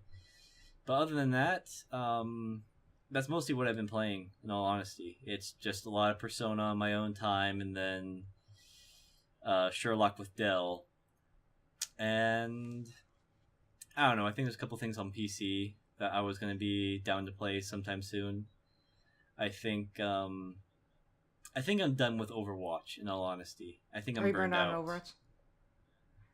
Yeah, well, because the people I normally play with, we've all become kind of burned out, and we've been looking for other things. Like we play it because it's something to spend the time with. But I think for Overwatch I'm not burned out only because I play in bursts. You guys kind of play for very long periods of times and for multiple days. I don't yeah, like play as I think often, and if I do, I usually don't play quick play. I would get burned out on just playing quick play. I play quick play is very frustrating competitive because is a little bit better because there's a little bit more team coordination. It's a little, yeah. yeah, and the thing with quick play is that whenever Blizzard's version of balancing is just to break the game in other places and then bandage the last Yeah, place pretty you much. broke it. So, And that's very frustrating. It was very frustrating back in eons ago when I played WoW. In fact, one of the main reasons why I stopped playing, because it just be break this and no one will notice that we fixed the other thing yet. yeah, I've been playing more quick Um, play only to practice characters that I am not very good at. Like I'm not very good with McCree, so I've been just playing quick play to kind of practice my aiming with McCree and like positioning and all that stuff, and working against other heroes. Only so I can take it into competitive because personally, I don't get burned out for Overwatch if I play competitive because there's a lot of the team aspect. There's a lot of strategizing. And quick play, you don't mhm. really have that because most people don't give a shit. It's super casual, and that's fine. I personally don't give a shit sometimes too in quick play, but it's like I know the people we Yeah, play with sometimes do give a shit, so it's kind of like, eh. it's hard to give a shit during the thing. Is the Yeah, I problem? mean, I feel like Um, like with John and Justin when they can get really serious sometimes with just quick play. I mean, I don't know how they would be in competitive, but like with just quick play, it's like they can get pretty serious, and it's just like okay. So maybe that's why you guys are burned um, out. I don't know. I'm not burned out yet, but if they make yeah, a stupid change, I might get burned out in the same way I got burned out from TF2 because they made a really dumb change with how they did lobbies and stuff or servers. yeah. Um, I think I'm probably gonna buy Beyond Good and Evil 2 on PC, Beyond Good and Evil 1 on PC off of GOG, and I think I'm gonna play it through it again. I Anticipation. should probably pick it up and play it. Maybe Um, do a series or something on the channel for it or stream it. there's yeah, I you think I might be probably into would it. enjoy it. It seems like a game up my alley. One of the things that wasn't announced at one of the things that didn't get any coverage at E3 actually was a sequel to this game I play called Tyranny, where you essentially play the villain, or you play the That villain's got no fist. coverage? Damn. That I know, not Oh, at okay. E3, but I know that I knew that they're making a Oh, sequel, okay. Huh. and that's I think I'm gonna try to go back through and beat it again. I can't remember why I stopped playing. I enjoyed it. It was like it was very much Baldur's Gate, like more so than like the later BioWare games. It was very much Baldur's Gate esque Baldur's in Gate was terms pretty of how good. it was handled. Yeah. Um, I think I'm gonna go back and play South Park: Stick of Truth now. I actually I've never never played it. played I've it, had it in my but thing. I don't think I have it in my library. But maybe if there's a sale or something sometime, pick it up for like cheap. Um, Other than that, like it's just like luck of the draw, whatever I'm looking at on my Steam or on PS4, Xbox. Like, I guess I'll Yeah, pick and yeah, play that. totally understand. I think for my podcast with Dell on E3, I think I'm gonna get a little bit into Black Flag and then use that as like just the video to play it Oh, over why? because yeah, I have a reason. I have a reason to use a game now because with movies I can't show anything, or else like a studio comes by and says we're gonna take you for everything you have. And it's like, okay, I won't put anything up Yeah, then. With games, I can put up gameplay. So I think I'm gonna put up. I'm only putting up Black Flag because of all the pirate shit that that's true. There happened at was a lot of E3. pirate shit, and there were a lot of zombie shit. This may be like maybe pirates are having like a I resurgence. mean, the new Maybe I'm Pirates not movie just sure. came out.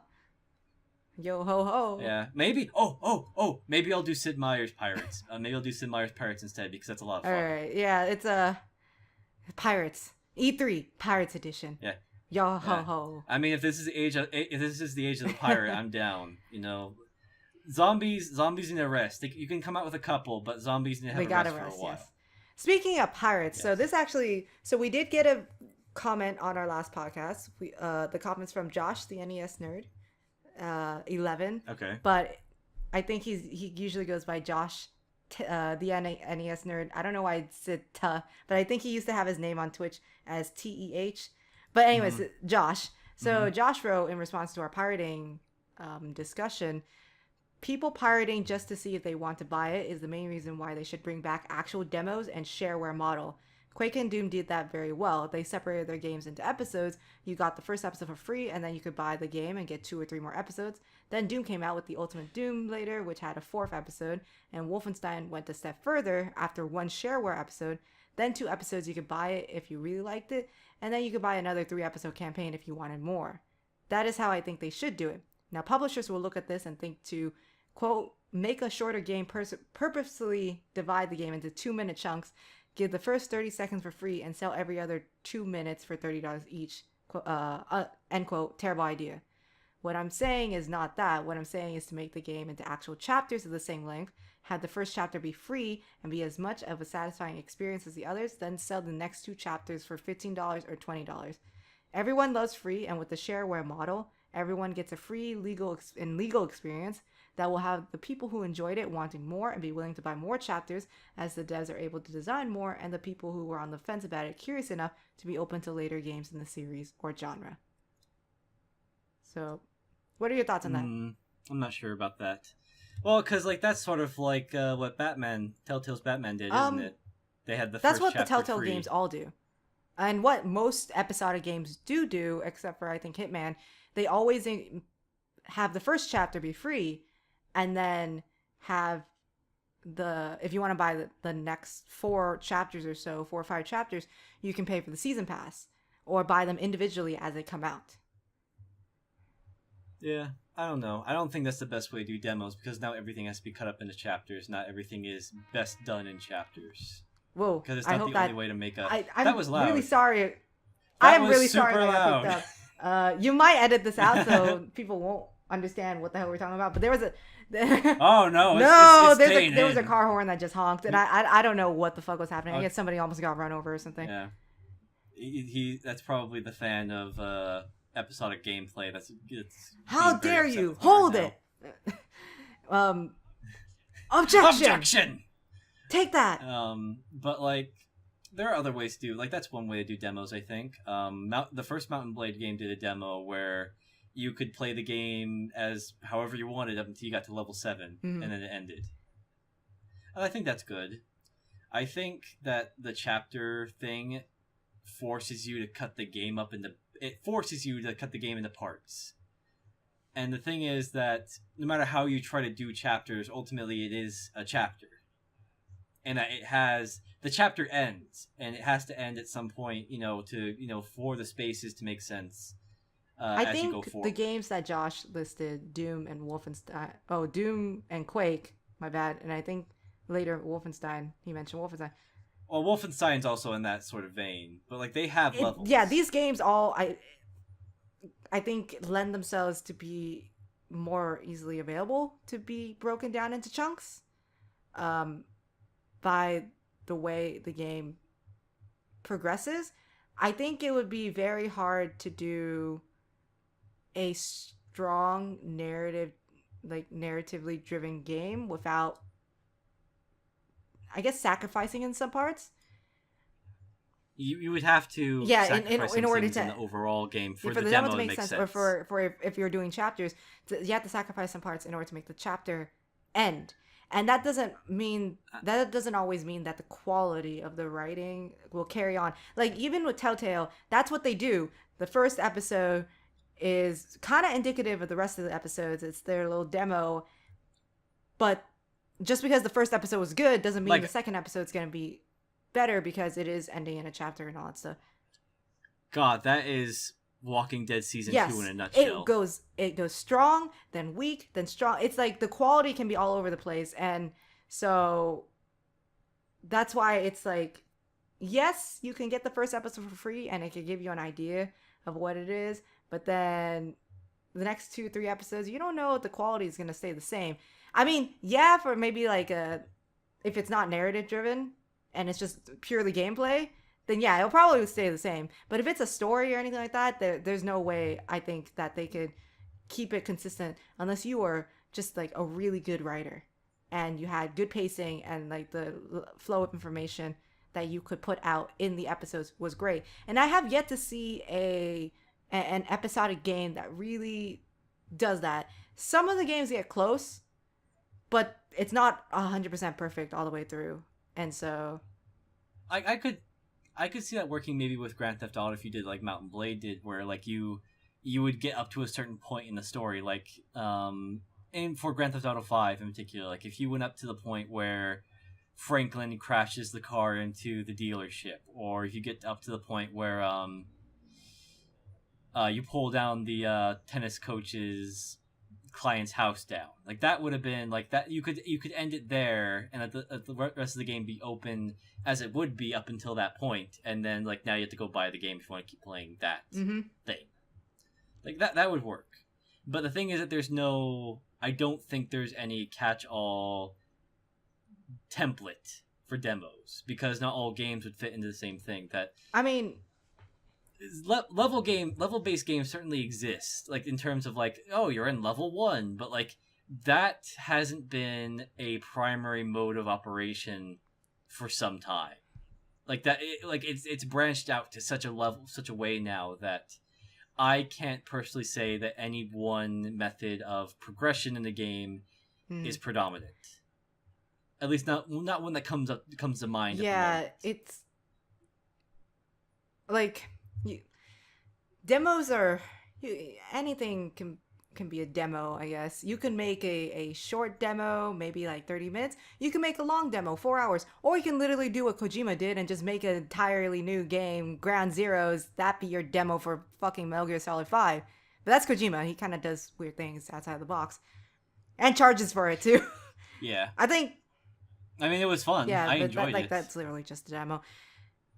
I just think that the model Josh is proposing works best for a very specific kind of game, and the game has to be a little bit more divorced from a narrative than like most games are heading in nowadays. Like it works very well for more gameplay based stuff, but I think for narrative stuff it's a little bit more of a mixed bag. Like because this is what episodic games do already. They're, instead of doing like, the first, like as he said, instead of like publishers only giving a tiny bit and then charging for the next next few minutes like a really egregious amount, it they do, the first episode you get a full complete package, and that's indicative of the quality that you're expecting to get for the next 4 or 5 episodes. But That's not always the case, and it is hard, especially when you're working with chapters. And sometimes, if you do that kind of model, there's no guarantee that you're basically paying on you're paying on an investment that they're gonna finish the game, and that's not always the case. Yeah. And I speak from personal experience. So you remember Blues and Bullets? Yes, that Yes, I remember you played yeah, like the yeah. first So episode Blues of and it. Bullets was great. It was an interesting noir kind of game with kind of like this weird kind of occult supernatural thing with murders It and was a mystery mystery. It was and like totally it my was. shit. I really enjoyed it. The first episode was kind of rough, but I was expecting more. They released the second episode, and And is that yep, all they've the last done? episode they released was literally a year ago, maybe a little bit more than a year ago, year and a half. They've Nothing else has come out, and they promised 5 episodes. I paid $20 and I only got 2 out of 5, and I don't know how the story will end. We've heard nothing from the studio. They haven't posted anything. It's I heard there was financial trouble when I went It's, looking into it because I was like, huh, it's been a while since a new episode got released. Where the hell is it? It it's sort of the same thing as it's a early little bit access. like early access. Yeah, it's kind of like You have no guarantee you're gonna get the end yes. product. And you pay for it as kind of an investment to help the developers continue, but there's no guarantee. And so that's why it's kind of difficult to say that this model will work for every single game. It'll work for some games, but I don't think it'll work for all. I appreciate the concept that everyone should have a Yes. demo. And I appreciate there are people who don't want to spend $60 on a game because no one wants to spend $60 on a game they don't know about. But I feel like no one at the executive level sees pirating as, oh, I wanted a demo. They see it as they wanted to I take think my a game. demo would be like just having demos would be nice because not a lot of games have demos nowadays. A demo would be nice. Just, literally not demo disc or anything like that, but on Steam you can download the demo and check out the game and see if that's good enough to like for yourself. And I mean, it would be nice if the demo wasn't 5 minutes long, but a good reasonable demo, either to give Just you a give you a taste, either taste. to leave you wanting more to know about the story or wanting more of the gameplay would be nice. So I agree with the actual demos. I don't know about the whole shareware thing, but It's more of how you implement that, and I can understand if a company has a hard time putting a demo out.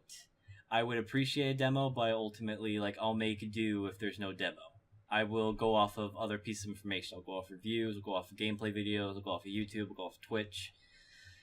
I personally don't pirate. I've That's never just pirated my myself. Well, preference.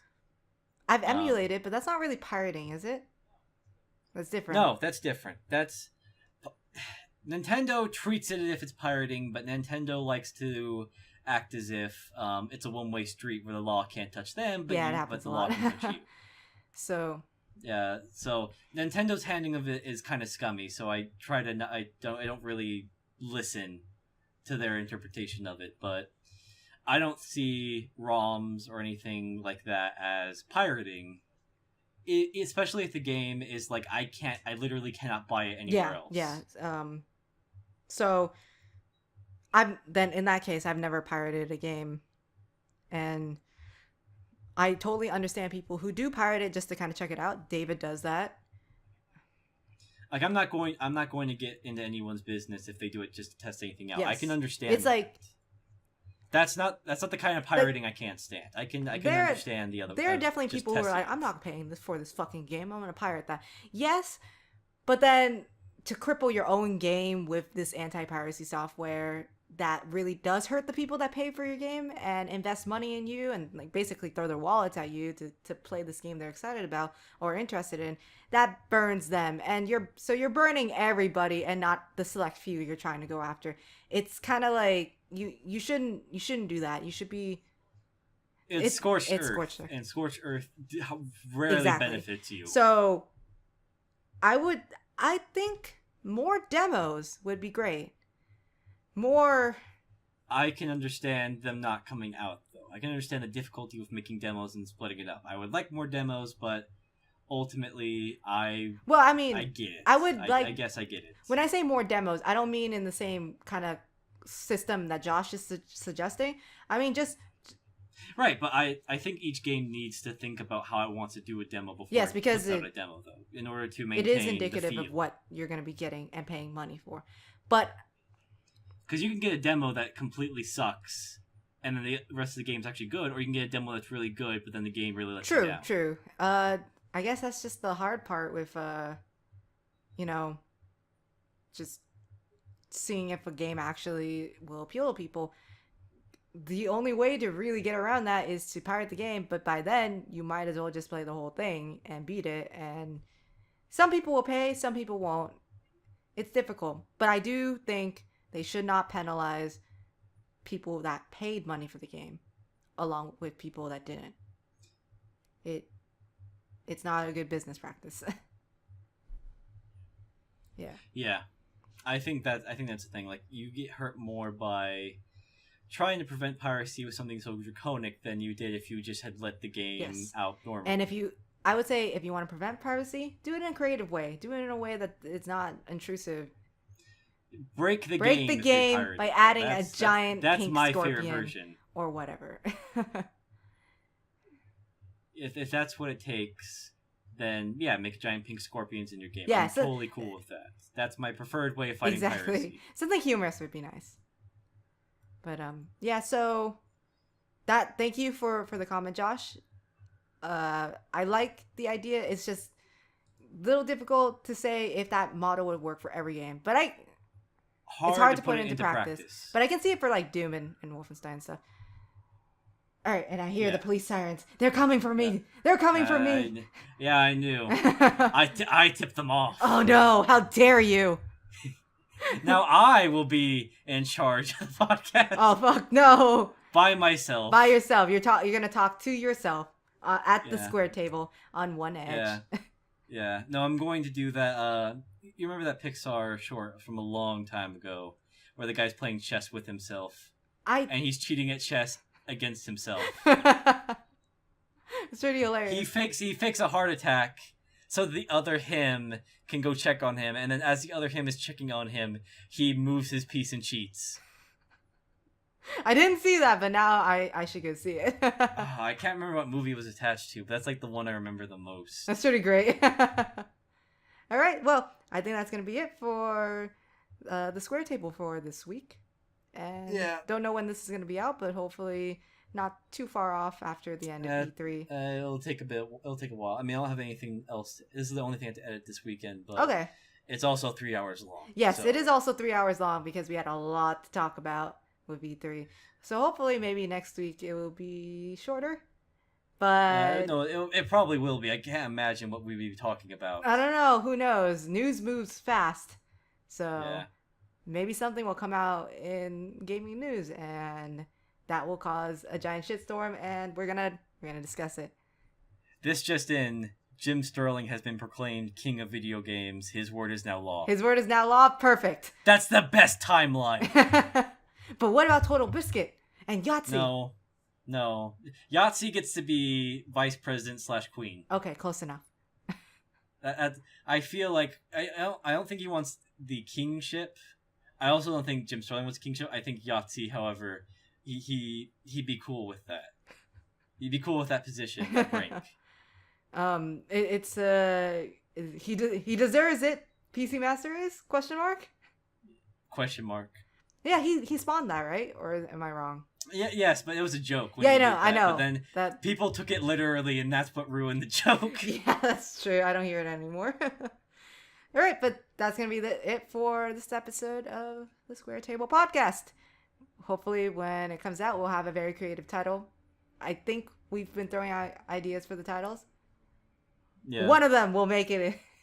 Yeah, I'll pick one. Yeah, at least you'll pick one, and then we'll have a giant list in the description. At the very least, I'll pitch like at least 3, and then you'll pick one. Probably.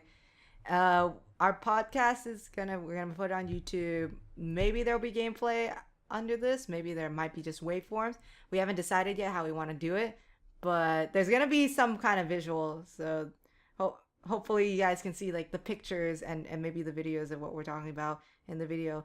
As for the audio, it's going to be on SoundCloud, and it's going to be on iTunes, and I'm going to have both links to that in the description below. If you guys want just an audio only version for your podcasting needs for your ears to listen to. But yeah, that's about it. You have anything else, Zach, to say? I'm. Not really. I was gonna take the silence as a no. Purple. Purple. Purple. That's all I got to say. Devolver Digital 2017. Purple. All right. Thanks for listening. Bye, guys. Bye bye.